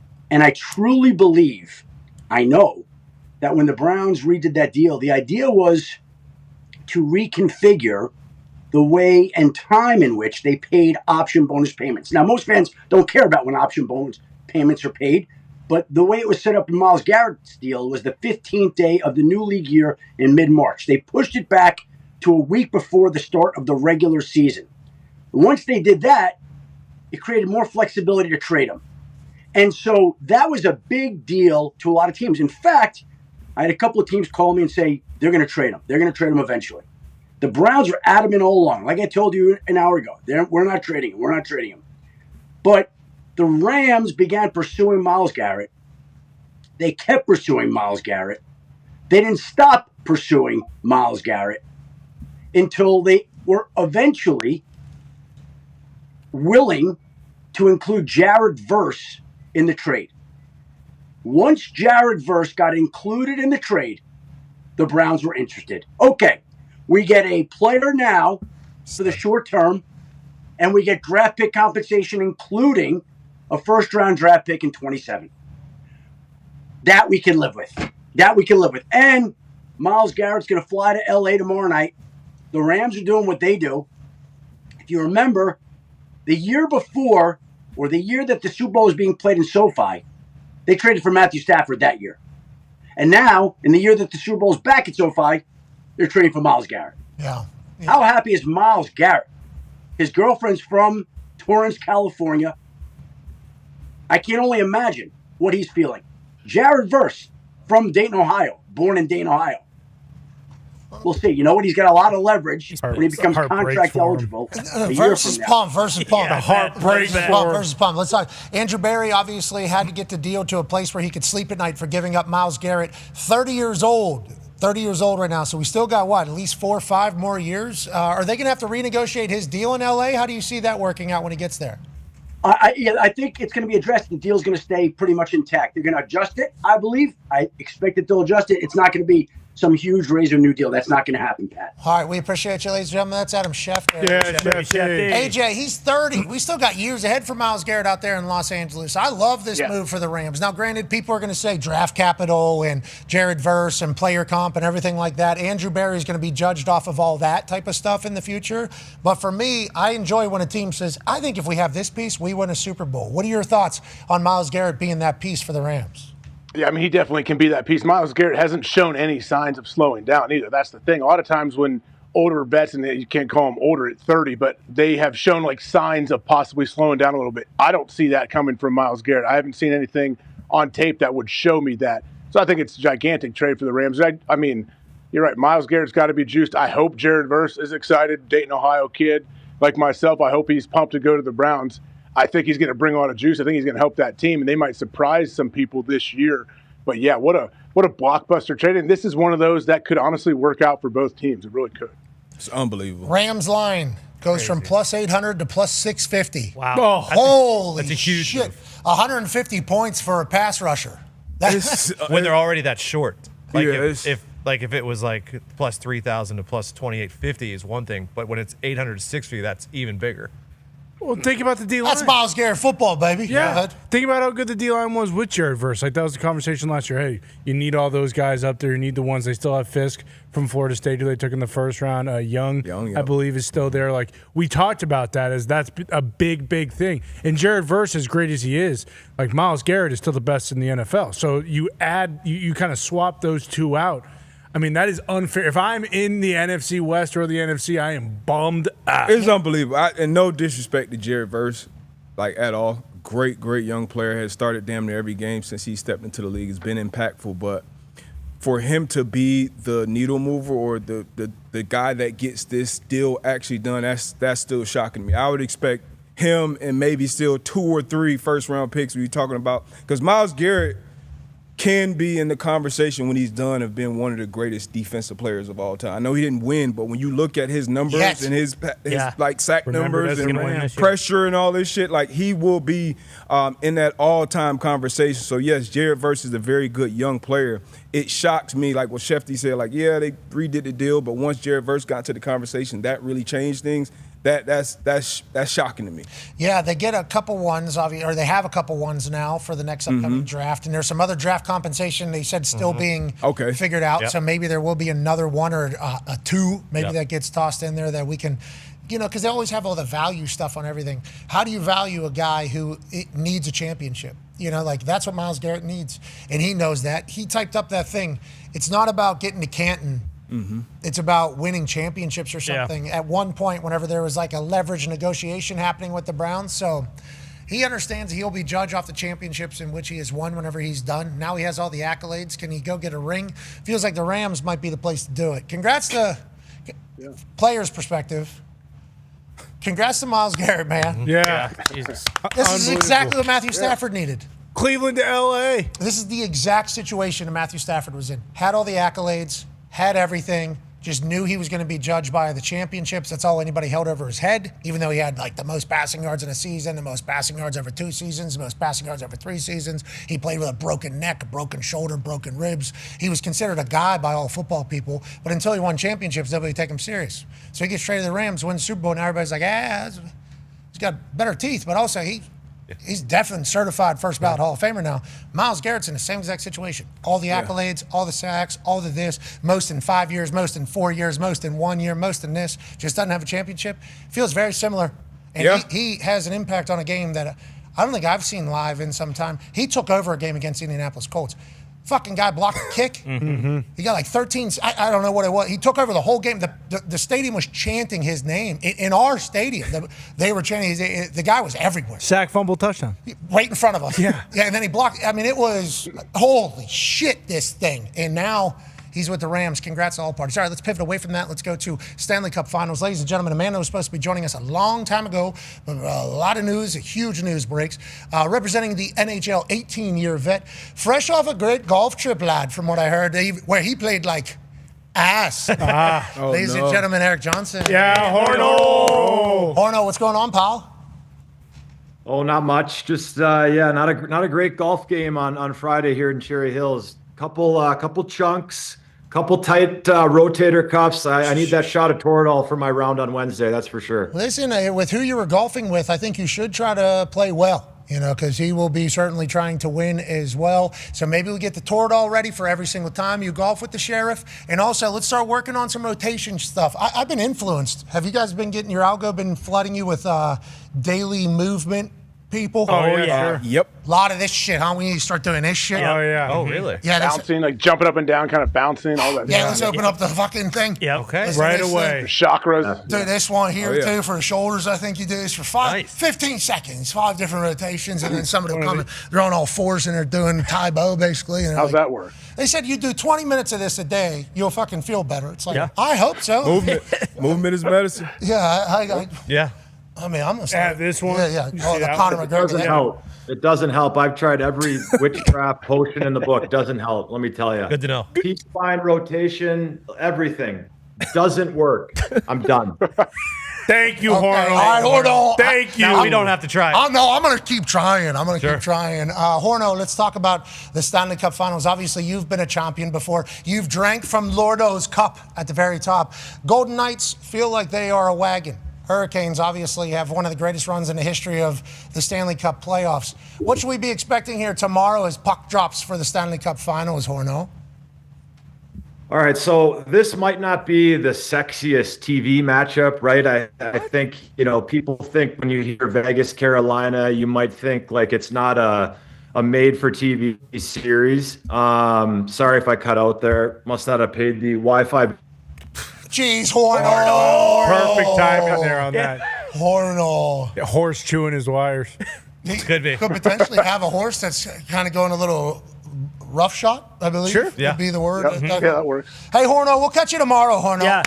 Get you All right, Horno. Is Aaron Donald coming out of retirement? He should.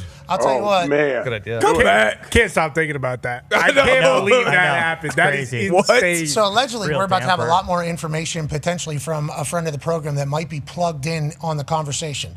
A man that was flying coach one time was somebody that is certainly close to everything that's happening. We are cold calling Schrags, I believe, right now. Hell yeah. Because Schrags definitely knew. knows how we got to this point.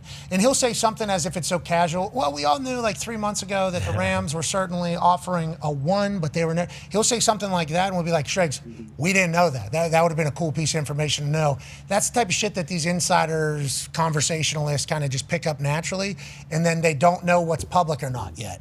So hopefully we'll be able to get Schrags to make everything kind of public. We see it with AJ a lot, wherever we're asking about Aaron Rodgers, and AJ says, well, what has been reported? Because AJ's trying to figure out what he's allowed to say and what he's not allowed to say. Schrags, I think, has a lot of that all the time. Now we hope he'll be able to completely unload everything in this situation. Ladies and gentlemen, joining us now, flying coach, Peter Schrags. Yeah, Schrags, okay, so I was just kind of given the backstory on you insider people have a lot of information you're not allowed to say publicly, and then something happens, you're finally able to kind of let us in on the details. You're obviously very close with the Los Angeles Rams organization, not the only organization you're tight with, but obviously very close with that particular organization. How did we get to Myles Garrett being a Los Angeles Ram, Jared Verse being out the door, and this historic trade happening here on June 1st out of nowhere, seemingly, Schrags? They weren't going to do this trade on June 1st, Pat, until they told Jared Verse the news. So when it went public with Adam and Ian and Tom breaking it, it was when they finally let Verse the news, let him know. They didn't want him finding out on Twitter, and they've learned that before, whether it be the Jared Goff trade or some others. They want to talk to the player directly, and McVay is very clear about that. But talks have been going on for weeks, and I would almost say the selection of Ty Simpson and the hysteria around that, there was always assurances that there was another deal that was going to be made by the Rams. And that assurance is not just for the fans, but for the quarterback as well. Hey, we're not giving up on this season for you. Don't worry. You're going to get your money, which he did, but we're also going to get you a premier player. And that premier player is the defending sack champion, defensive player of the year, and the type of guy that they look at in the same conversation as Aaron Donald as that good and what he can still do at this age. And Monken was giving you guys breadcrumbs throughout this entire process saying, I've never met him and I'd like to see him. And this was in the works. And I think both parties are very happy with the trade, Browns included, as they continue to build around the future and get piece after piece after piece until they can drop that quarterback down at the QB1 spot. Okay, so they've been talking for weeks trying to get this done. They've kept it quiet so that Jared Verse didn't find out on the internet. He found out directly from the Rams. When was Jared Verse a part of it? Because I believe Schefter told us that Verse being added to the option was basically what kind of moved the needle for Andrew Berry to pull the trigger on the trade as a whole. Were there other players being offered up, or was that the first time a player got? Like, how did we kind of get to that? And when did the Rams find out that Verse was potentially going to be traded? Yeah, and that's the hard part about this. You give up a star player like Jared Verse, who's beloved there with the Rams, but both sides had been talking, and I could say it's been weeks. They've been talking for weeks, and Verse was dropped in there at a certain point where the Browns couldn't turn around and just say no to this. So those conversations were had, and I could tell you Barry and Snead and McVay and Monken and, of course, the ownership groups, they have all been lock and key for the most part, saying we're not going to talk about this publicly until it gets over the finish line. But in the last few days, it looked like the finish line was near, and obviously Jared Verse was the tipping point where the Browns said, okay, in exchange, we get a guy who is not only a top 20 pick who's gotten better every year, but he could be a super talent in addition to a first-round pick. So this was one where I think the Rams were really pushing it. The Rams were the ones trying to make it, and they continued to knock down those doors. And then at a certain point, the Browns said, yeah, this is the best player we've had on defense maybe in our team's history, but in exchange, we get a guy who's younger, we get a fresh new start, and with an entirely new coaching staff. Well, okay, if we're going to make this trade and we're going to do it and get him off the books and let him go pursue his Super Bowl dreams, this might be the perfect trade partner. Yeah, it's like an exact situation with Matthew Stafford. The NFL obviously put out a stat sheet of Myles. It's ridiculous. I mean, it's unbelievable. Absolutely ridiculous. This is kind of what it was like with Matthew Stafford in Detroit. You know, this was kind of very similar situation. Had all the records, had all the stats, AP this, all that. Didn't have an MVP, obviously, so that was kind of held over his head. But going to LA, trying to chase a championship, will Myles Garrett do the exact same? And, you know, this is interesting. You talked about how when Ty Simpson got drafted, there was also a mission by the Los Angeles Rams front office and McVay to let Matthew Stafford and the fans know that they're going to try to make a splash to try to win right now. There was conversation allegedly about them maybe being in on A.J. Brown earlier this offseason. Today was supposed to be the day that we talked about A.J. Brown getting traded to the Patriots, but are there any other teams that are potentially involved? And does this mean that Stephon Diggs is probably going to end up with the Rams as well? Like, how do you kind of view, are the Rams done making moves? Do we know? This was the big swing, and I've been doing the windy fingers on every show. I've been on saying, hey, McVay and Snead are not done. Demoff is not done. Those guys don't sleep at night. If you think they were just taking Ty Simpson and saying, all right, we're good to go for the start of the season, you don't know how they operate. This is uncover every rock, every leaf, and especially with Stafford and his window, that, hey, we're going to get him all the support. I have not heard Diggs. I have not heard, Brandon Ayuk. I have not heard Debo, all those names. This was the primary move that the Rams have been focused on executing and getting a once-in-a-generation type player to go along with Stafford and that offense. And that's in addition to bringing in Trent McDuffie and Jalen Watson, of course, in free agency this year, and then the trade for McDuffie. Rams are ecstatic right now. They hate losing Jared Verse, obviously, but to pair Myles Garrett with a team that was knocking on the door and was a couple defensive plays away from a Super Bowl last year, this is the move. And anything else is going to be secondary. I mentioned the Stafford part of it because when you have those conversations with Stafford, he could have lost his mind when they took a quarterback in the first round. He didn't. And I think one of the assurances was you're not only going to get paid, you're also going to get another player that's going to be a running mate that gets us over the top, or at least we hope to this offseason. Congrats to Myles Garrett getting into hopefully a championship conversation as well. Is he still his Halloween set up in LA? Oh, man. Kind of cool. Holy a lot of set hell. Hey, do they both have to pass their physical, Shregs? We saw the Max Crosby situation. All that has to happen, of course. This is agreed to terms. But like Munkin was talking, he was talking 45 minutes ago. Putting his ankle in a blender. Happy You say I didn't know I was on camera. You say he's throwing his leg over? Breaking his leg? Clamp that wrist and smashing a rock against his He's feet. from Dayton, Ohio. He's from Dayton, Ohio. Oh, man, he got a taste of L.A. and now he's got to go back? Yeah. Oh, boy. Now, Dayton, Ohio, much closer to Cincinnati I was than saying, not Cleveland. that close to Cleveland. Yeah, very far from Cleveland, but Ohio. It's Ohio guy. He's not taking a hammer to his knee. If he's smart. Jeez. Sorry. I'm so sorry, Jared. He should call Jared Goff and see how he was feeling, because that gets pretty well documented. And that worked out well for Jared Goff. And Munkin and MCDC, kind of two peas in a pod. Exactly. Hell yeah. I assume Munkin called him wearing jeans and a 3 size too big button down flip-flops. with a blazer. No, he Exactly might what he have was wearing penny today. loafers on, Sure. actually, holding the old school just styrofoam cup of coffee, no coffee or no cream, no sugar at all. Gives him a call. You're gonna love it. We love you. Just like Did you happen to see Munkin did media like 40 minutes ago, and he knew this was happening? So he's dancing around. It's worth watching now, 40 minutes later. They're asking him about Garrett. He's like, well, no player has been guaranteed to be on the roster. And it's like you could read through it a million ways in real time. But now that you know what was happening, you go back and it's like, oh, Munkin has been telling you this for weeks. It's been telling you that this might go down for weeks. You just have to go back and decipher what he's been saying. We love Todd Munkin. He's the man. The best. We love the next one. He walked in, they were cleaning up trash in the building. I mean, he walked in, hey, this is the new head coach. He came walking in, hey, how you guys doing? You got a pisser anywhere? Right over here, you can do that. Not a lot of fanfare. They took him up to his office, overlooks the field, just gloomy-ass Cleveland. All right, nice. Yeah, I was just in Baltimore. I understand. Get out. Time to go All to right, work. see you later. I love this guy. Yes. I hope he does well. They don't know who their quarterback is, but they do know that Myles Garrett will be gone. Okay, final question for you here, Shregs. Go ahead, D-Butt. Oh, yeah, Shregs, on the bottom, if you pop that Shefty tweet up again, on the bottom it says there's some other compensation draft pick-wise. Do you have any idea what that may be in the addition of, obviously, this 2027 first-round pick and Jared Verse? I don't, and I'm going to let those guys be the ones to break it because they broke this one and did a wonderful job teaming up and doing so. I don't have the actual picks. The key to me was the first, obviously Verse, and then Myles Garrett going to be wearing a Rams jersey when, by the way, Super Bowl is in LA. Monday Night Football weeks 2 and week 5 in LA. And of course, this is the city where Matthew Stafford and Sean McVay won their Super Bowl 5 years earlier. Yeah, we hope it all comes to fruition for them. We like whenever teams are super aggressive and make massive plays. Okay, you don't want to get in the insider game. We don't know if we're going to have to call you Lord or Duke in this entire thing. We don't know what to change senior. I'm happy to be a soldier, my friend, just on the front lines. Little finger. Respect. Oh, you don't Private Peter. Yeah, Private Shregs, ladies and gentlemen. That's him. We appreciate you. Yeah, Shrego. That was good news in there. Weeks. Shregs, they've been doing this for weeks. Yeah, how'd they keep it quiet? I don't know. That's because Monkey I saw this morning. runs a tight ship. Dude. Yeah. Runs a tight ship. God. But how about L.A.? Like, that's a lot of potential voices in. Well, we didn't know for a long time what they were doing behind the scenes. So Yeah, the Ty Simpson. Stuff that we now know. Ty and...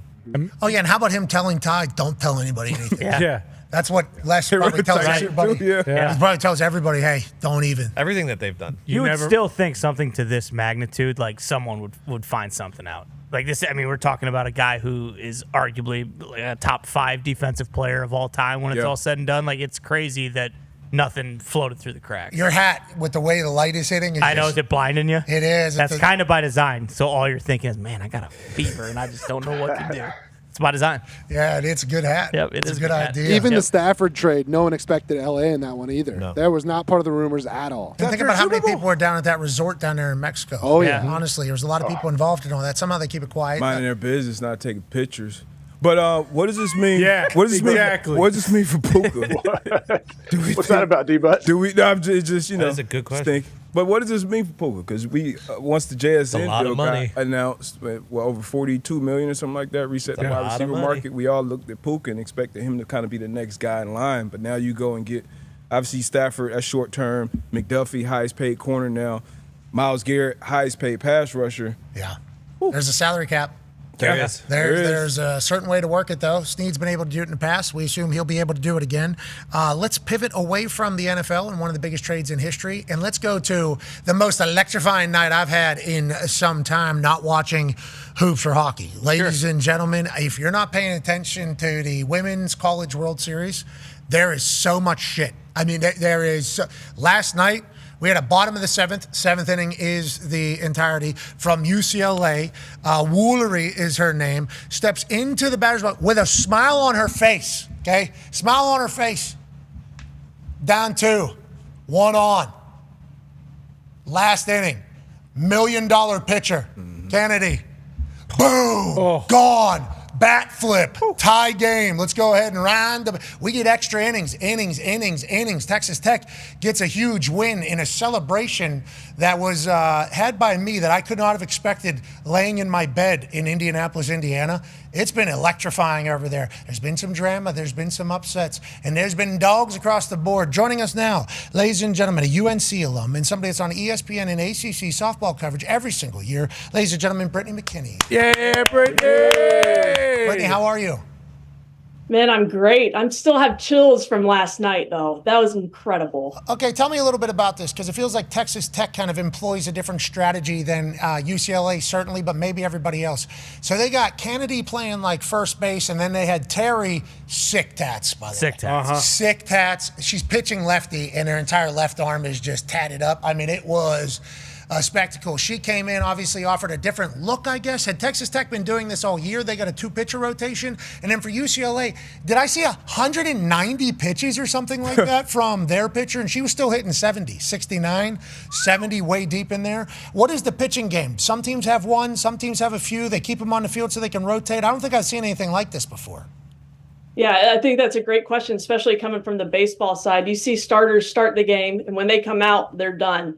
But in softball, we have a DP flex. So your starter can come out, but she can re-enter. And when Kennedy came back and re-entered after Terry came in, then they just had Nyjah play first base so they could bring her back in. I mean, there was a couple innings where they both pitched a couple of times in the same inning. And it's to give the hitters a different look. I mean, and we talked about it the other day, Pat, that 2 arms at this time of year are so much better than 1 with all the offense. And UCLA with, I mean, what Taylor Tinsley did throwing all those pitches. I mean, she has 33 wins on the season. So she's been the workhorse all year. And it was a lot to ask of her. And that last inning that she gave up those couple runs, I think, she was throwing hard, but just wasn't as sharp. And for Texas Tech to be able to go back and forth with two elite pitchers, that was a difference. Yeah, Kennedy comes in, by the way, in the middle of an inning, seventh or sixth, throws 3 straight balls. Terry had just done it, and it's like, oh, wait, did we just walk this thing into bases loaded? Yeah. And then 3 straight strikes come right afterwards. It was like, ooh, that was a good little story right there that was just told.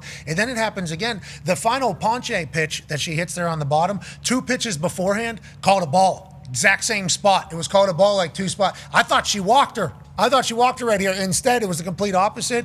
I was hooked. I was completely hooked last night. It was absolutely electrifying. And it feels like there's a lot of moxie on these teams. Yes. Oh, yeah. You got a lot of moxie on these teams, con man. Yeah, crowds are also insane, too. Like, even on that UCLA homer to tie it, that was awesome. But to your point right there about the pitches looking similar, is there any thought, Brittany, about, like, a possible ABS situation coming to softball or at least college softball and baseball? Is that a conversation at all, or are they just going to ride and die with the umps forever?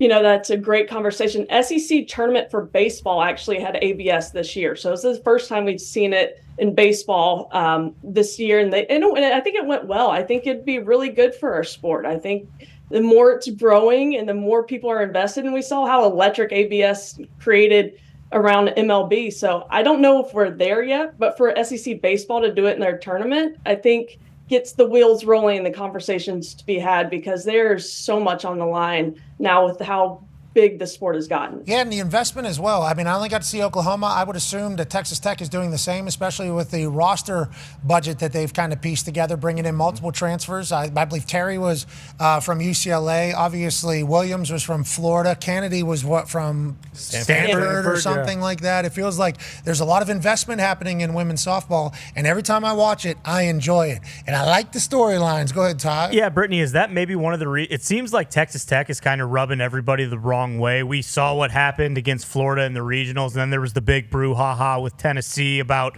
the handshake line after the game. Like, are they kind of the villains of college softball right now because of their willingness to use NIL, and they like to have a lot of fun, they flaunt it, they have a lot of moxie? Like, how do you think people should look at this Texas Tech team? Because it does kind of seem that they are at the center of every kind of controversy or whatever you want to call it in softball right now.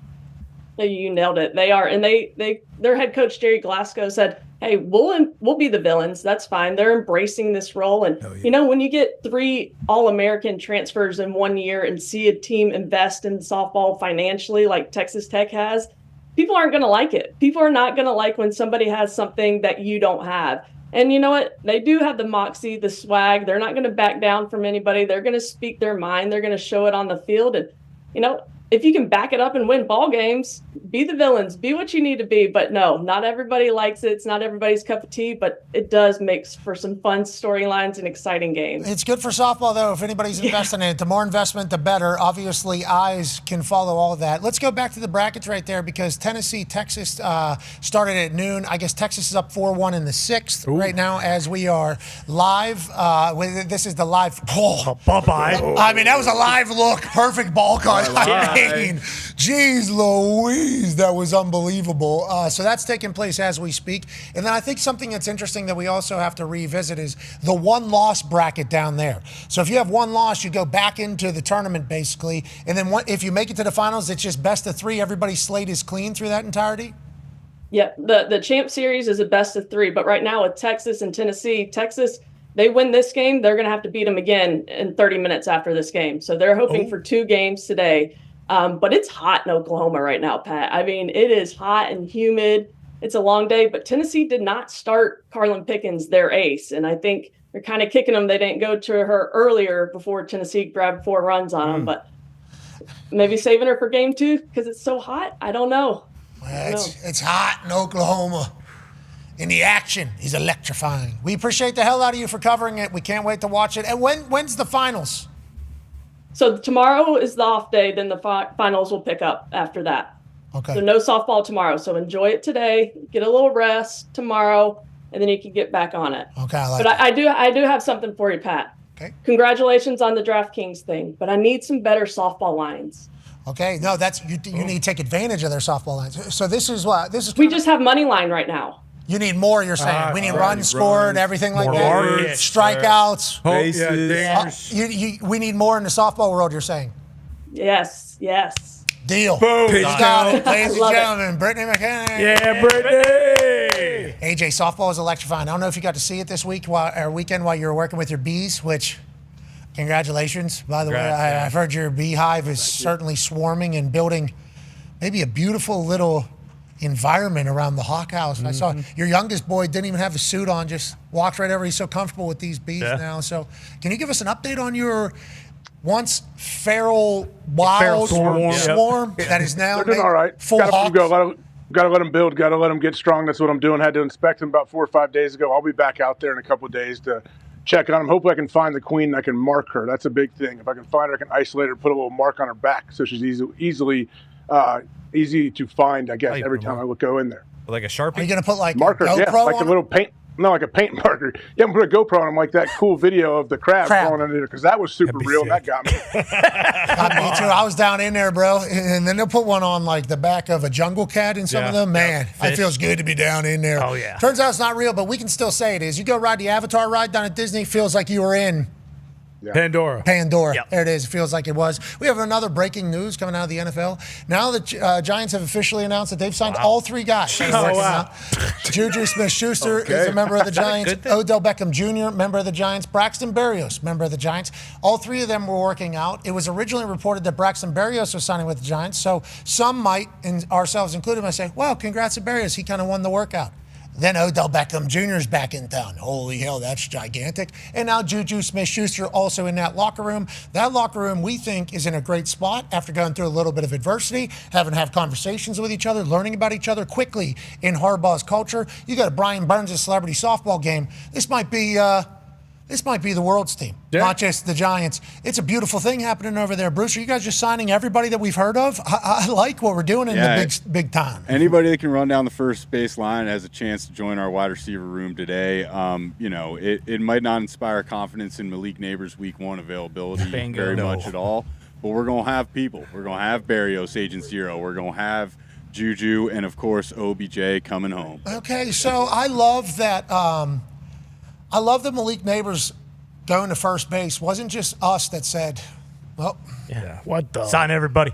Yeah, all of them. Tell you what, 8 years ago, that would have been. Can't let him play. You got to have a pinch runner for him. 8 years ago, what was that? They should have announced this maybe on Thursday so we could have a throwback Thursday day. Yeah. Juju, Odell Beckham Jr. Yes. coming back. That would have been a sick thing if they would have thought about content first before like building their actual roster. But if Juju can get you a first down, which we know he can, Yes, definitely. and if Odell Beckham Jr. can make a couple highs down in the red zone, which we know he can, and if all of a sudden Braxton Berrios can become the guy that we all hoped he could become, maybe Jackson Dart has the greatest year of his life. Maybe this is the Giants Super Bowl run. And maybe today is the day we'll look back on and say, that was when they did it. When Scatterboo did the backflip and Malik Neighbors couldn't get to first base and Jackson Dart hits an absolute dong shot after dapping up Abdul Carter publicly. That was the day in which the Giants became Super Bowl champions. Wow. Congrats to you guys, Bruce. Congrats. June 1. Good luck with Myles Garrett and the Rams. Same day as our DraftKings announcement, the Giants did it. Yeah. Myles Garrett. Wow. Traded to the Rams. We'll obviously continue to chat about that. Who knows who will get on the phone. Cannot wait to follow up. We'll also be making our picks for the Super Bowl here 100 days out. Okay. Your friend tell a friend something nice that might change their life. DraftKings available nationwide. Goodbye. Mid-sentence, nationwide. Rhymes there with all the others. That's perfect. Had to drop it in there. It is available nationwide. For some of our, I think for our first market we're going to create, I think there's like 3 states that are like, no, we're not going to approve that. We can't. So we got to earn trust, I believe, once again with the market makers through the special events that we're going to be doing. Just know they're going to be a good. Hey, come on. We've been cooking over here. 1,205 days. We've been kind of watching everybody else kind of do their stuff. We've been kind of cooking over here. We are very excited to hopefully make sports better. That is the only goal of this entire thing. And get some crowns. Yeah, crowns. All right, let's take a break. On the other side, we'll wrap up the glorious Overreaction Monday, June 1st. So many news and subjects. Let's get on the horn and see who we can talk to that has more information on what just happened with Myles Garrett being traded in the middle of his prime to the Los Angeles Rams. Holy fuck. Is A.J. Brown getting traded? We shall see. Be your friend, tell a friend something nice might change your life. Take 5.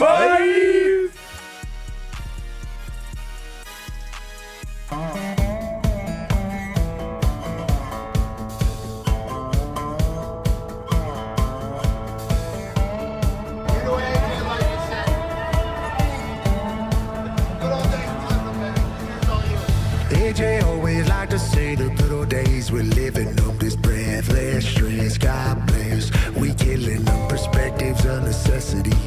These days especially, so if you wait, you should take some time to live a pleasantry. 12 teams counting down to 1. We're trying to find a national champion, and it starts right here in Norman with the Boomer!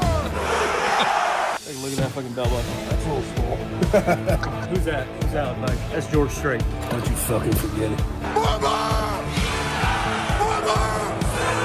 Oklahoma's the last team standing! I hear you wild fucking maniacs going crazy. You deserve what you earn in this life. You'll get burned, the world turns, you'll be fine. Don't concern with the hurt, feel divine. You'll emerge as the pure they'll enshrine. Universe isn't first, it's on time. You live yours, I live mine, no cosign. $1.5 million. Yeah, Malachi Tony's an explosive play waiting to happen. Malachi Tony outside, touchdown, Miami. Barsari shotgun, looking to his left. Sweet. Touchdown with his second pick of the game.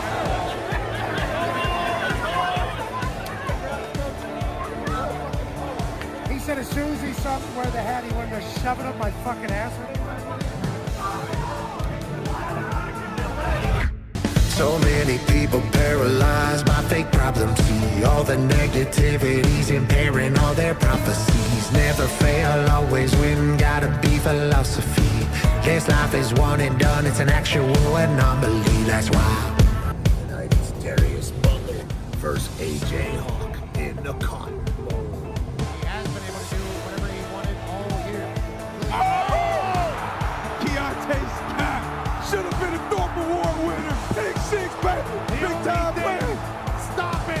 Big time play. Keontae Scott was the stadium. All right, Foxy, you better tell me if you're filming it. I do not give consent. Not in this bottle. Devon. Yeah, buddy. Trim that thing. Got a mismatch over there with Jeremiah Smith. That's where he looks. Jeremiah Smith catches, touchdown. This is Texas. You can't hold him. Touchdown. I caught it. Oh, You did? no. Caught him on the head. Shamar Brown, oh, no good. No Moss call by Ohio State. Touchdown, Hurricanes. This game is over.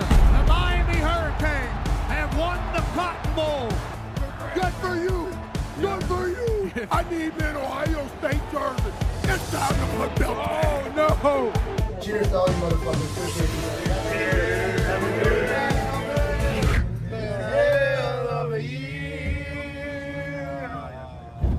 Happy New Year's. Happy New Year's. Happy New Year's. Happy New Year's, boys. Hey, it's been a hell of a year. That's why AJ always like to say the good old days we're living on, this breathless stress, God bless. We killing them, perspectives a necessity. These days especially, so if you wait, you should take some time to live a pleasantry. Anchors out, identify, life is lit, I guess that's why. A couple times last night, I could have got you with a double leg. You're going to get nice and beat up when I see you. Indiana Hoosiers are winning the Rose Bowl. What do you do? Are they getting in the paint? Oh, what a grab! What a grab! Unbelievable! What a start for IU. Indiana's going to be up by 10 points against Alabama. Breaks a tackle. Breaks 2 points. Jump ball. Touchdown. Omar Cooper Jr. Elijah Surratt. Touchdown in the corner. Touchdown. Hoosiers. Walk down the IU bench, saw Mendoza. Job well done, buddy. And then we happen to run into Sid. Hey, good to see you. Good to see you. There's some things that USA has that nobody else does. College football is one of them. And a B-2 stealth bomber is another. Greatest country on earth, no questions asked. I just got a red, white boner. I think I got a little freedom erection happening as well. Indiana Hoosiers, dude. Fucking different in the Big Ten, baby. Yeah! That's why AJ always like to say the good old days we're living on this breathless stress. God bless. We're killing them. Perspectives are necessity. These days especially. So if you wait, you should take some time to live a pleasant dream. Legends everywhere. Ray Lewis just stopped by. And then Blue, Michael, give me a man. Calais Campbell's walking by. This is what it is. Give me the Miami Hurricanes. Lacey being MVP tonight as he pops one open for an all-miss tunnel. Eventually, last play before the 2-minute timeout. He takes a shot to Marion, who's wide ass open. Touchdown! Marion, who once attended Darius Butler's football camp. Quick to Malachi Tony, one of the most explosive players in football. He breaks through. Malachi Tony to the crib. Trinidad. Carson Beck. He's going to run it himself. Congratulations, football. Congratulations, society. The U is back. AJ always like to say the good old days we're living on this breathless stress. God bless. We killing them. Perspectives are necessity. These days especially. So if you wait, you should take some time to live a pleasant dream. Double leg at the natty. It's coming. Double leg at the Crush you, brother. shotgun. Pick six to start this.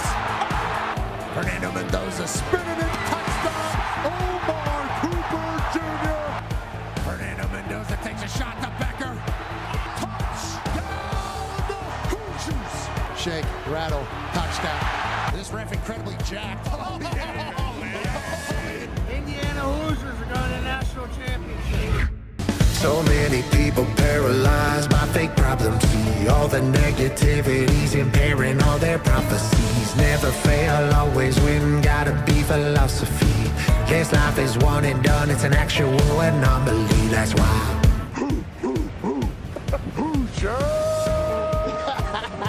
Win their first national championship. Ty, what's Sig saying here? Hey, that's BS. Look, he's right under the chin strap. My quarterback's not even looking. He's taking one right in the mouth. Knock his teeth out. Joyce in the punt. He's been out here a lot.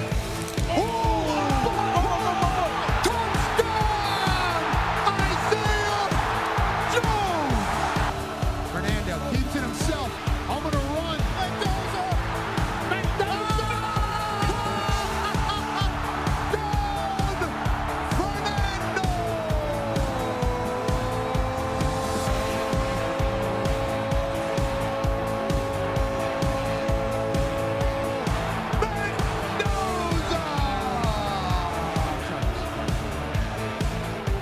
Carson back to Malachi Tony!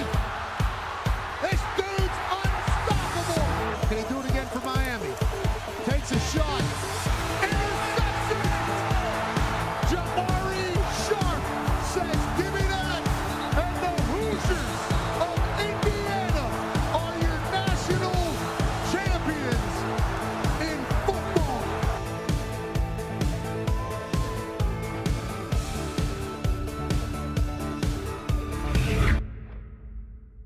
You look back and you think, oh, those are the good old days. Nope, I've told you before. We're living the good old days right now. It only gets better every single day. Hell yeah! Wow.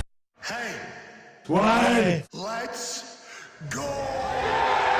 This show stinks, and the fact that you listen, we are very, very thankful for. McAfee on the line with a gorgeous assist. The all-time leading tackler for the Green Bay Packers. You pink! Damn it! Be a friend, tell a friend something nice could change their life.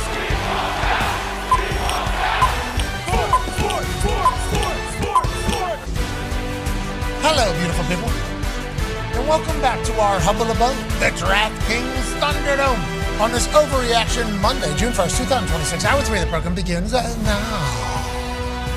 Sports are the absolute greatest. That's AJ Hawk. The Toxic Tables here at Boston Connor and at Ty Schmidt. One half of the Hammer, Dahn. Cowboys AP Tone is here, and 9-year NFL vet Darius J. Butler is here. Where the fuck is all this money coming from the NFLPA? Hey, this is. They paid the ex-head guy who ended up leaving, and there was a lot of things being said, obviously, about his tenure at the helm of NFLPA. He got paid like $7.5 million or something like that. The head of the NFLPA. That's a lot of money. Yeah, I have no. That's a lot of money, seemingly for the head of a union. That came out in a federal filing, and it also came out. Shedeur Sanders got paid $17.7 million from the NFLPA. This is obviously the record, the most amount of money that's ever been given from an NFLPA licensing deal. I guess they said a trading card deal potentially built up half of that. Okay. Where the other $8.7 million or whatever the case would be would still be like top 2-3 all time in the history. Travis Hunter had $12.8 million, I believe, in this entire thing. Tom Brady had like 9 something. Yep. So that's like the top of what NFLPA checks have been in the past. That's a lot. The NFLPA is driving a lot of money. That is an incredible business model. How much did the NFLPA make off of this? If that's what they're giving to Shedeur, and where is this all coming from? I love it, to be clear, but I have no idea where this money's coming from. I'm very pumped up about the future of the NFLPA if this is going to continue to be the case. No idea, especially because he wasn't top 10 in jersey sales. Like, I could kind of understand, or at least you could get there maybe if he was like the number 2 or 3 overall selling jersey, but he wasn't in the top 10. You mentioned it. I think it was 9.9 or 9.8 million from Panini of America. And then the other things that were mentioned in there were like Madden, the NCAA game was mentioned. And then that's not even including his other endorsements. Like, I don't understand how someone who didn't really kind of make any headway in the league just yet has the fucking needle mover, no, man. he definitely is. Like, No doubt. We are huge fans of Shedeur. Yeah. We love the Colorado story. I love transferring in, obviously going to HBCU with your family, putting everybody on. Like, I'm a fan of Shedeur. That is a lot of money. I'm just saying, if the NFLPA is generating that amount of capital just for one player who is not the star of the league. He's one of the stars, but not the guy. I mean, if the NFLPA is able to generate that type of money, that's good news for the future of the NFL and for the athletes of the NFL. If the NFLPA is also activating or acting as like an agency arm for you, bringing money in, it's like if that's one player, that's Shedeur Sanders. It's crazy to think if they were able to, what they'd be able to do with Mahomes or Kelsey in this world, obviously with how sellable he is.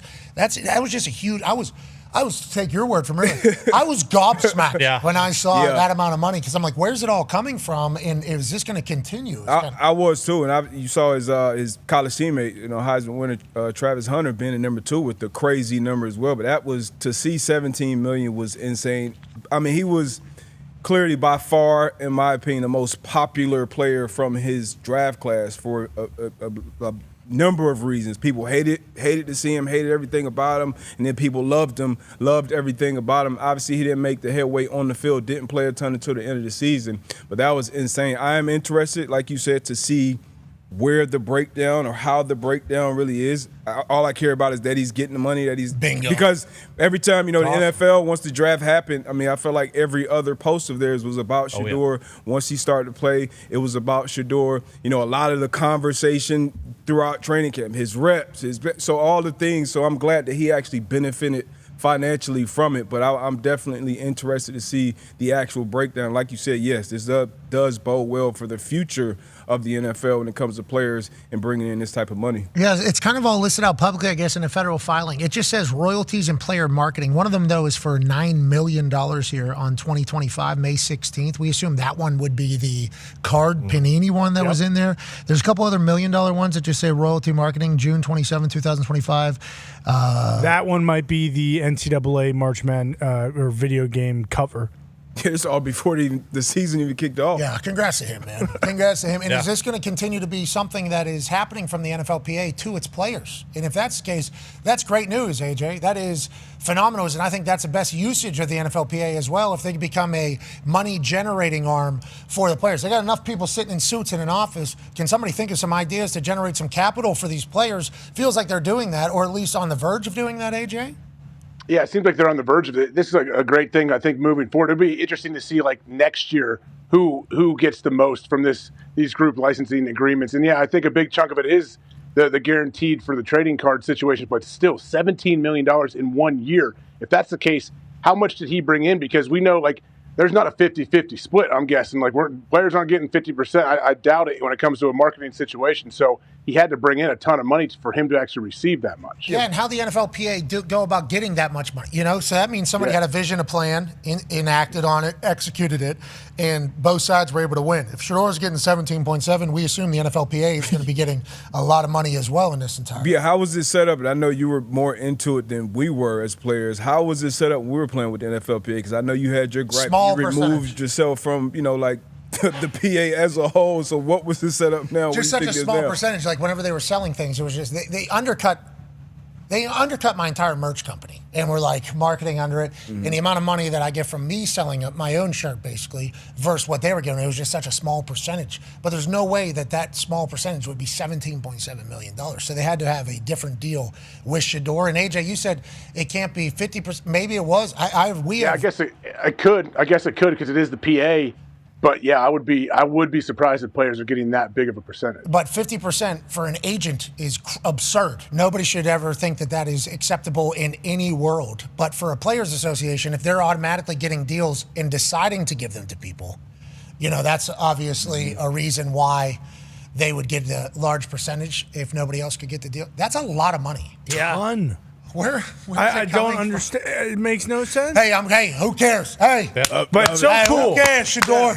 Good luck out there. Hopefully that's the standard going forward. Yeah, exactly. Legit. And congrats to Shador and to Travis Hunter, and thank you for what you guys did for Bull. They were topics of conversation for all of us throughout it. Oh, that's a lot of money. Tom Brady, he was the most handsome guy on earth. I mean, it's basically like you went first round. Like a lot of people expect him to go. I saw a tweet saying it was Golden's basically his contract, or maybe more, and his total contract. So it's obviously he went 5th round. A lot of people expect him to be a first rounder. So that money, he still recouped a lot of that money. So I mean, much more than player. What was used to call player performance checks? Where you get drafted in the 5th, 6th, or 7th round, but you end up being a starter, and then you end up earning maybe a couple million. But to get 18 million, insane. So player performance might be a huge part of that. If that would count towards this, which I don't think I saw it in there. I saw royalties marketing there. Player performance, I don't know if that's from NFL or NFLPA. I don't know. I had good player performance was good for me. AQ Shipley. He ate off Purdy. Yeah. Purdy's contract doubled because of it, but it's still only $2 million, I think. Yeah, I don't know if player performance would count towards this anyway. Whatever. Hey, Shador, congrats. I hope this becomes a thing for all players. If your union can generate that type of money for players, whenever you go into a potential work stoppage, boy, that makes everything a lot better. And if you're forward thinking like that, trying to make money for players, we like that as well as we look ahead to a potential never having a work stoppage again in negotiations. The player performance bonuses came out in March. Nashawn Wright, the corner for Chicago, had 1.4. He was the highest. So okay, so does this count, I wonder, towards it? I don't know. Wow, crazy. Congrats, Shador. We appreciate that. We're 100 days out from the NFL season starting. Holy hell. Here we go. What was it? Last Sunday was the Midway Sunday, where with the amount of Sundays from Super Bowl versus kickoff Sunday is now we're on the back nine. We're on the fairway of the 9th hole right now. Correct. Okay, when it comes to the amount of Sundays. Good. Yes, it does sound good.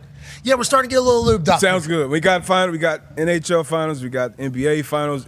There'll be some dark days in here, but this sounds good. You know what? That's July. Who cares? Yeah, you're right. Because of how good we feel, why don't we make our Super Bowl champion picks right now? Hell yeah. Okay. Right now. We will stick to these. Yeah, we will stick to these. I remember mine from last year, don't you? Yeah, you picked the... I remember mine. Whoever won the Super Bowl, I'm pretty sure I had that matchup. Yeah, and no, I did. Seahawks. I did that. I said that because I said Schneider's the man. I know him from my Packer days. Yeah. That's what I said. That's right. I said Sam Darnold, football gods. You kick him out of Minnesota, he's certainly going to reap the benefit of that type of karma. And he did with Seattle, become Super Bowl champion. But here we sit, 100 days out. How do the odds sit? Well, one has changed from plus 800 to plus 600 over the last hour. The Los Angeles Rams are your Super Bowl favorites at DraftKings. Now, they were at plus 850 or 800, I think. Then they drop down to plus 650 as soon as the Myles Garrett bet gets mentioned. Then I assume a lot of people get in there and start hammering at 650. It goes down to plus 600, 200 points of favorite movement because Myles Garrett ends up with the Los Angeles Rams. That has to be some sort of record. I know Myles Garrett won't be able to publicly celebrate this, but Myles, you should know That's a fucking huge deal. That is the sports book saying. Defensive player. You're a defensive player that has that big of an impact on the team. Exactly. It's crazy to think about. Quarterbacks. I don't even know. There's probably a handful of quarterbacks that would have this type of movement in a positive direction. We've seen negative. We've seen it go the other way whenever trades happen. For it to be a 200-point swing to the Super Bowl favorites because you get Myles Garrett, absurd. Now, let's pick who we think is going to be winning the Super Bowl. Okay. Let's go to one half of the hammer. Dahn! Cowboys, AP Tone, 100 days out from the NFL season. Who's winning the Super Bowl on this June 1st? I have the Rams playing the Houston Texans, and I have the Houston Texans winning the Super Bowl. Holy fuck, Tony, man. fuck did you just I say? did not see that coming. Congratulations to the plus 1,700 Houston Texans on getting a nod from an AP NFL voter, AP Tone. Holy hell, what do you like about him? Well, I like what CJ has done this offseason versus last offseason when he was touring the world with Micah Parsons and talking a lot. He's really just gone to work. He's been in the gym. He cut his hair.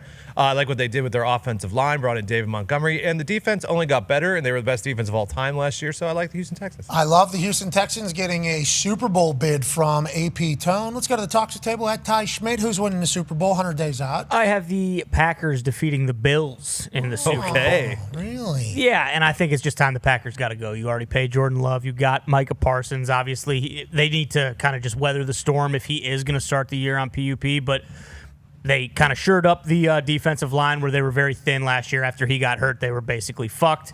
They, used their draft capital this year on a cornerback to kind of get that situation cleared up, and it's kind of just go time. This has been one of those teams where, hey, they're super young, but when they're playing well, they're one of the scariest teams in the NFL. I'm tired of hearing that. Now you need to go out, you got to win a playoff game, and you got to get hot at the right time and go win a Super Bowl. And I think if Micah Parsons is healthy, if Jordan Love stays healthy, I think they can do that. Okay, Packers. That doesn't seem like a biased pick at all. What if they don't win? Jordan Love is another year in his contract. LaFleur, obviously more comfortable. You've already traded away a lot from Micah Parsons. What if the Packers are third or fourth in the NFC North? Whoa. Well, I think if they're third, I think they still probably make the playoffs. And they're still in a window. They're still very young, but you can only say that for so long. Like, they need to go win. Let's go fucking win. Go Pack, go. Go Pack, go is right. I can't wait. This just reminded me of what the season is like with you. Healthy Tucker Kraft, too. That was huge. Very healthy. Yeah. Okay, Micah stay healthy as well. Obviously, could be a game changer. Con Man, who's winning the Super Bowl? Kind of different than Ty. Not a biased pick at all. I got the New England Patriots beating the Rams. Actually. Not biased at all. Not biased strictly at all. ball. Strictly ball. I mean, if you look at just the numbers, okay, Drake May in his third year, second year in Josh McDaniels' offense. Word on the street is, it looks pretty good. They revamped the O-line. They already got Romeo Doubs. They're going to get A.J. Brown. Expect that plus 1,600 to move maybe to plus 1,500 after that happens. And then when you're just talking, maybe, I don't know, dude. We'll see. Myles Garrett moving 200 is very abnormal. It's a very abnormal thing to happen for these odds. Yeah, no doubt about it. I just think that with that wide receiver core between those players, and then when you just look at the team last year, we actually were fourth in rookie snaps in the entire NFL last year. And then what happened? We still went to the Super Bowl. Another year in the system. And then the Rams, you kind of get the battle of the MVPs next year. Hey, who should have won the MVP last year? Drake May or Matt Stafford? Let's prove it in the Super Bowl. And I truly believe that New England Patriots can do it. So they're both going to have back-to-back MVP seasons? I believe so. Yes, I actually do. Wow, what a delight that would be for us. I think it's going to be remarkable because if you just look at the Rams, they had a lot of young talent on offense. So Puka Nacua probably got his stuff together. I think we all believe that. They had a tight end they drafted in the second round from Oregon. I think Ferguson, Terrence Ferguson. He's probably going to get even better. And then with New England, another year in the system. We always talk about that. Love that the Talks Table is not biased at all, AJ. No. Not biased at all. Just strictly talking ball over there. All ball. Plus 1,700 odds for the Packers. Plus 1,600 odds for the Patriots. Plus 1,700 odds for the Texans and Tones pick. Let's get a 9-year NFL vet, Darius J. Butler. 100 days out from the season. Who's winning the Super Bowl? Oh, well, everybody knows I got a bunch of teams that I pull for and root for, but I actually won't be biased to any of those teams. But I also won't go out on a limb either. Last year, I think my preview was the Ravens over the Eagles, and I think they were both on the top row. And right now, both of my picks in the Super Bowl will be from that top row as well. It's going to be the Ravens Wow. who I had coming in this morning as my Super Bowl champs, but now they get beat by the Los Angeles Rams. After that trade, the odds changed. My mind's changed as well. You got the reigning MVP. You got the reigning Defensive Player of the Year. You traded for Trent McDuffie. I mean, they're all in. Obviously, Stafford, you can say what you want to say, and he said all the right things when it comes to Ty Simpson. Coming off an MVP season, it's hard to find a little more motivation. That's a little more motivation. Myles Garrett chasing a ring. McDuffie already has a couple rings, going to get another one. It's great. And then the Ravens, I think, Lamar, it's his third OC now. The previous two OCs won MVPs with both of them. Had probably his worst season as a starter in the league last year. I think he bounces back in a major way with Declan Doyle calling the shots on offense coming from Ben Johnson's system. I like the Ravens to make it there, but to get beat by the Los Angeles Rams. Could you imagine Minter in his first year going to the Super Bowl? Yeah. Ravens fans would be so pumped they moved on from Harbaugh. Oh, yeah. Oh, my God, that'll be a celebration over there. And if Lamar plays the way we think Lamar can play, maybe he's in the MVP conversation as well. I love these picks. I love where we're at. Hey, a nice little slew of teams that could potentially be involved, and that's what June 1st is all about. AJ, no biases. Who are you picking to win the Super Bowl? Yeah, no biases. So I do not have. I played for the Packers for 9 years. I did not put them in the Super Bowl in this early prediction. So I would love for them to prove me wrong and get there and find a way to win it. That would make me very happy. But you can check the timestamps. Before Myles Garrett got traded, I texted D-Boner and I told him my pick for the Super Bowl, and I had the Buffalo Bills taking on the Los Angeles Rams, and actually picked the Bills to win this one. Okay. Wow. But now that Myles Garrett's with the Rams, do you want to flip-flop back over? He can maybe handle Josh Allen on the biggest stage. No, maybe ask me like in August or maybe after the first couple preseason games if I want to come back to it. But right now, I got the Bills beating the Rams in the Super Bowl. I know the Bills, they had a second-round pick. They picked up Parker, the edge guy from Clemson. I think he's explosive. D-Butt, they got your guy Skylar Bell from UConn, the receiver, in the fourth round. Like, he's going to be a breakout star. So, yeah, give me the Bills. Okay, I love that you have the Bills, and I like that you're saying, let me see Myles in the pads first. Because once you see him, him. No, I just need some more time to digest the trade, I guess, is what I'm saying. Even though I had them before Myles, I guess I'm going to stick with that. But, you never know. As soon as we see this guy in these pads, and think about Stafford trying to impress Myles trying to impress Stafford, let alone Myles trying to prove himself to an entire new building already. Mm-hmm. That's just something that's naturally going to take place. They're all going to make each other better. Yeah. So give me the Indianapolis Colts winning the Super Bowl. Yeah. Okay. Over the Seattle Seahawks. Oh, back to back. I think people forget about the Seahawks. We haven't really talked about them. I think they get a huge NFC Championship win over the Rams. I think it is a heartbreaker. Now, that is 100 days out, and just like AJ, I do reserve the right to be able to see Myles Garrett in the Los Angeles Rams uniform and kind of go for it.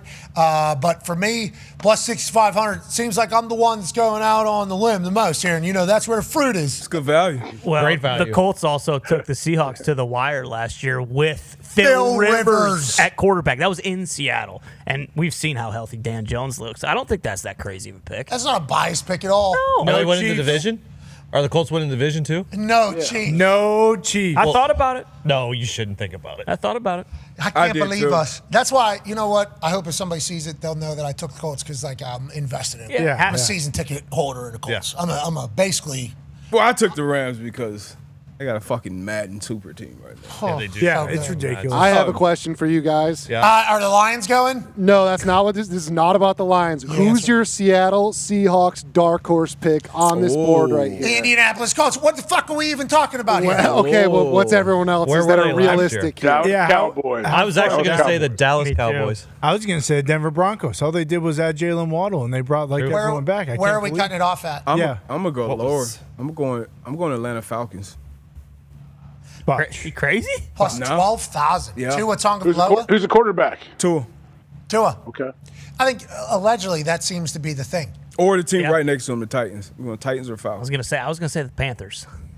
Let's go. Don't sleep on the Bucs. That's the Bucs at plus 4,500. That's a good football team. Great Added value. Bane, Keontae Scott. Okay. The Browns are going to surprise some people, honestly. Sure. Nobody really brings up Mike Evans not being in Tampa Bay anymore. Everything's always like the positive, which we like because we like the Tampa Bay Buccaneers. They've been very good to us. They just lost Mike Evans. It's a big Hall of Fame. That is a massive ordeal. Not that we don't believe in Baker, but that feels like a big deal. Carolina Panthers, you're right, made the playoffs last year. Damn near beat the Rams, too. Kind of figured it out. Who Maybe they draft? Big guy. Strong guy. They took the right tackle in the first. Okay. Right? Yep. Paid Jalen Phillips a bag. What about the Commies? They went to the NFC Championship 2 years ago. They drafted Sonny Styles to replace Bobby Wagner. They added, who was it? Odawe? Yep. Yeah. From New OC. There it is. Oh, sorry, left tackle. Monroe Freeling. Hey, I don't want to say it. I like the Commanders as well. The reason why we like the Commanders is Jaden Daniels is a rookie. Why not the Raiders? Plus 15,000. Legit, yeah. Man. Great offseason. If Fernando can do it. Remember, they somehow trade for Max Crosby. Yeah. Guy who's already been on their team. And that just kind of capped off a huge offseason of bringing in great players. Feels like they're setting the culture up in a different way this year. I think I don't mind the Raiders at plus 15,000. Tom Brady more hands-on, right, we're hearing? Yeah. Is that what we're expecting and thinking? Yeah. Fernando, we all believe he's a guy, right? Yes. The Seahawks For were sure. around plus 6,000 last year. Okay, so the Colts, perfect. Thank you. Okay, round please. What are the longest odds to ever win a Super Bowl? Was it last year, the Seattle Seahawks preseason? That's a good question. It's a great question. All right, as we pivot away from the NFL, let's talk about odds of winning. Winning the Champions League is so difficult because it starts at home. You got to win your league. You got to be top 3 in your league, top 4 in your league. Yep. You got to be top 4 in your league, of all the leagues. Top of the table. So the French league, top 4. The Spanish league, top 4. The Italian league, top 4. The Premier League in England, top 4. The Belgian league. MLS. No, they're not in it. it's just over there. They're scared of it. Nonetheless, top 4 teams in all the leagues in Europe go into the Champions League. They play in the middle of the week. It is the one, I guess. This is what we're trying to do. Had the championship this past weekend, and it was an electrifying affair that came down to penalties. It came down to penalties. Now, this guy that scored this one is an absolute star. He goes by the name of Ramos from PSG. Hey! Slotted. Upper 90. Then let's go to Yorquez out of Arsenal. Go on, lad. Absolutely. Then here is Doué from Merci beaucoup. And then let's go to Mendez here. He's a little tricky, trying to get the goalie to decide which way he goes. What's he do? Yanks it. Yanks it. Can't do that, pal. What happens next? Well, PSG follows up. Rice. What a save. Save. Arsenal.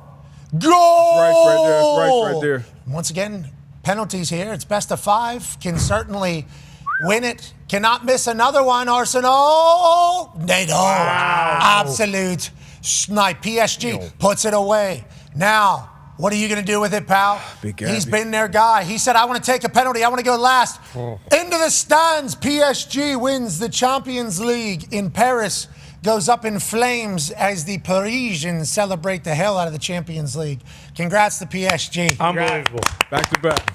And congratulations to the lads who stepped up and took the penalties and the goalie that made some big-time stops. We think the World Cup should potentially just be penalty kicks. It's not a bad idea. Ooh. But I guess they'll play know. all the other stuff before that. It was funny, as they were going to penalties, the announcer said, all right, now we go to a gimmick carnival game to figure out this match. Is that really what they said? Yeah. Yeah, and we're saying let's do that all the time. I appreciate the... Why do people hate penalties? I fucking love best I mean, part. I love the game too, obviously, and then they have a mandatory 30-minute OT, but for it to come down to penalties, like, everyone knows exactly what it is. You get, at that point in time, a lot of players were subbed out, but you still, like, the drama of it, like, knowing, hey, best, like, it was insane. Then for it to come down, Big Gabby. He's our guy. He wanted it, right? He wanted it. He called. That's not his thing. His penalties aren't his thing. But he's our guy. He called it and missed it, and that happens. But What an idiot. but At least he took the shot. we're still the champs. We had a great parade, a great right. How many people came out? Over 1.5 million? Yeah, pretty close to Liverpool. Only Yeah. like 500,000 less than Liverpool. So still the parade. champs. Footy won on Saturday. Oh, my God. Unethical footy is what Arsenal plays. Start time wasting 10 minutes into the game. So congratulations to the footy world on PSG going back to I back. did see Gorilla do a little speech about one team's trying to play the beautiful game, the other one's just trying to clog it up and do bullshit. Oh, saw that as I think well. it was kind of feels what like happened. Ethical Ball won this weekend. Across the board. Yeah, and across the board. Good for sport. Huge for sport. Huge watched for that sport. today, right? And the penalty thing, why does For all that 7 even matter? games, or What's that? The World Cup ended on penalties last year, and it was like the coolest. Or last time the World Cup happened when it was Argentina France, and it was like the greatest thing ever. Yeah, I don't know. I think just because there's no running, there's no strategy. nothing It's not like- indicative of the beautiful It's game. nothing like the actual game. Don't you have 120 minutes to try to win the game the beautiful way? before they get to it? That is 120 minutes of action and obviously building and pacing and laying a foundation and working and strategizing and trying not to die. But yeah, you give me penalty kicks. I mean, I'm going to watch. What would be the comparison like? Are those predetermined, NFL? Pat? Sorry. What's Are you that? predetermined on your PK? I'm sorry, D, but like those guys that are kicking it, are they predetermined before they kick it? All right, I'm going bottom right. So Or the what are they guys doing? that go slow, that was a tactic that kind of got added in, I don't know, over the last maybe 10, 15 years. Like the choppy steps? Yeah, like the guys that go slow. That guy knew where he was going immediately. Okay. The choppy step guys, they're normally trying to read the goalie, and then there's the guys that are going right down the middle every once in a while. Who's that named after, Gumpy? The Panenka. Yeah, it's right down the middle. I think he was the first one to start doing that whenever goalies jump. But this guy right here is trying to read the goalie. Is he going to jump early? No. So if he's not going to jump early, then if you hit a ball with pace, you know it's going to go in if you go there. So the reading of the goalie kind of became a thing. For me, I was a guy that took these for basically every team I was on.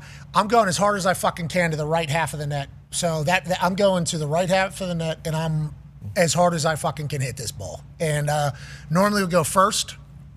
So if the guy stops it, at least we're going to feel it, and you set the tone. Mm-hmm. It used to be best kicker goes fifth. But that guy obviously never done it before. Then strategies kind of changed. Like, actually, we need to go early to kind of stay in Might this not thing. get there, right? Kind of set the tone. Yeah, so there's a lot of strategy in who goes where. Big Gabby has never taken one before, I guess, for Arsenal. Yeah. He had a great year for Arsenal this year. And Phenomenal year. He came out and said he wanted it. And that's a big deal, being the fifth guy. And he'll learn from this moment. And PSG will celebrate the hell out of who they are. But yeah, right there, I think he was trying to read the goalie, then kind of got caught in it, and then he saw the goalie not move, so then he tried to blast it. It's a lot of thinking. For me, I wanted to take the thinking out. Rip it. The ref made him put on goal. respot. The ref made him respot it too.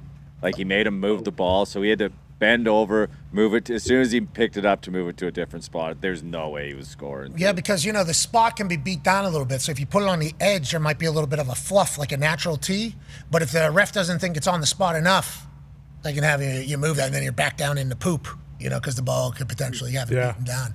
Speaking of the poop, is the turf going to be okay? I saw a Senegal guys throwing. That was like a Mythbusters thing. I didn't know balls could bounce that low after hitting the ground. What's going on with the grass, Gumpy? Are we embarrassing ourselves on a world stage for this World Cup, pal? No, that was just for a friendly. It's not for a World Cup. No World Cup games will be played in Charlotte. And actually, the game went off really well yesterday. No issues with the grass there. So all is well. Congrats to America pulling it off. There we go. We've done it again. Congrats. We've done it again. It seems like we always get to the bottom of it. Always do. We do.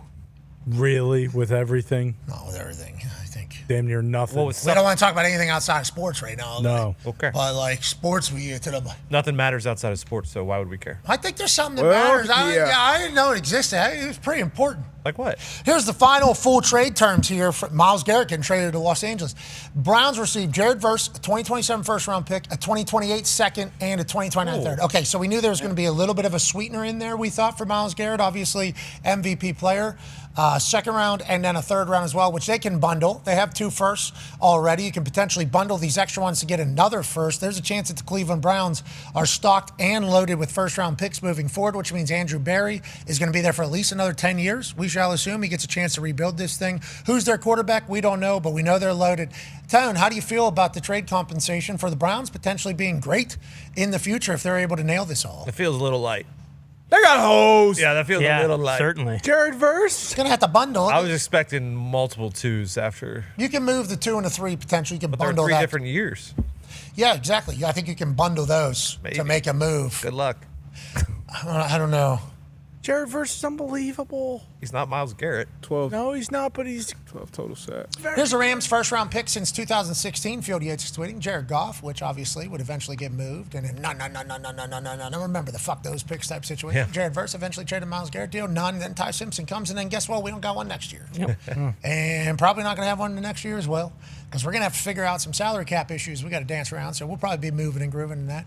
How many of these can we trade? Can we trade 2035? We'd like to move that one as well. If we get Myles Garrett on a team, we are pumped. You think the Browns got hosed? I mean, I do. When we're talking about a generational plan, I know you made the Matt Stafford comparison, which is a good one because of the position Matt Stafford plays. But this is like Peyton Manning being traded in his prime before he got over the hump and won a Super Bowl. Like, as far as like when you're looking at the resume like of Myles Garrett and him still being only 30, like with the guys and how long guys are playing now, I need multiple firsts, multiple seconds in the next 2 years for this to make sense. But we'll see. Maybe Jared Verse, he hits another level his third year. He runs off 20 sacks. You know, you do something with the second-round pick, the first-round pick. We'll see. But it's a big time. But also, you got to factor in the fact that Myles Garrett didn't want to be there, and he did his fair share of pouting. Yeah. He was a great player. He was a great player. Fair share, but he did some pot, just like A.J. Brown, great receiver. Once you get the pouting, you got to make some decisions. So we'll see how it plays out. Myles Garrett is the Los Angeles Ram. A.J. Brown is still a Philadelphia Eagle. What will happen over the next 24 hours? We shall see. Thank you all for allowing us to do this for a living. DraftKings available nationwide. Woo! Woo! Hell yeah! Hell yeah. There's a couple states I think that aren't going to be able to do some of our in due time. They're long. Our exclusive markets, but it'll get around. We will earn the trust of the markets through our special events that'll be taking place. One of them will be happening on June 11th. Announcement TBD probably tomorrow. Okay. People are going to enjoy this. I think that's going to be a fun one. We're going to try our best to make sports better. Yeah. Hell yeah. We understand that the position in which we are in is a very important one, I think. Getting a chance to chit-chat about sports every single day and kind of guide sports conversations, not guide it, but be a part of guiding sports conversations and thoughts is a huge honor that we are thankful for. We will continue to try to make this sports world even better, even though we think it's already the greatest thing to ever exist. Be a friend, tell a friend, something nice might change your life. We're in this thing together. Great work, boys. Great work. Good work. Great work, brother. Talk, great video, talk. Talk. All right. Myles Garrett's a Ram. Crazy. Yep. That's crazy to us. I wonder if it's crazy to you. We appreciate the hell out of you. And we will see you tomorrow. Team on me, team on three. 1, 2, 3. Team. Goodbye.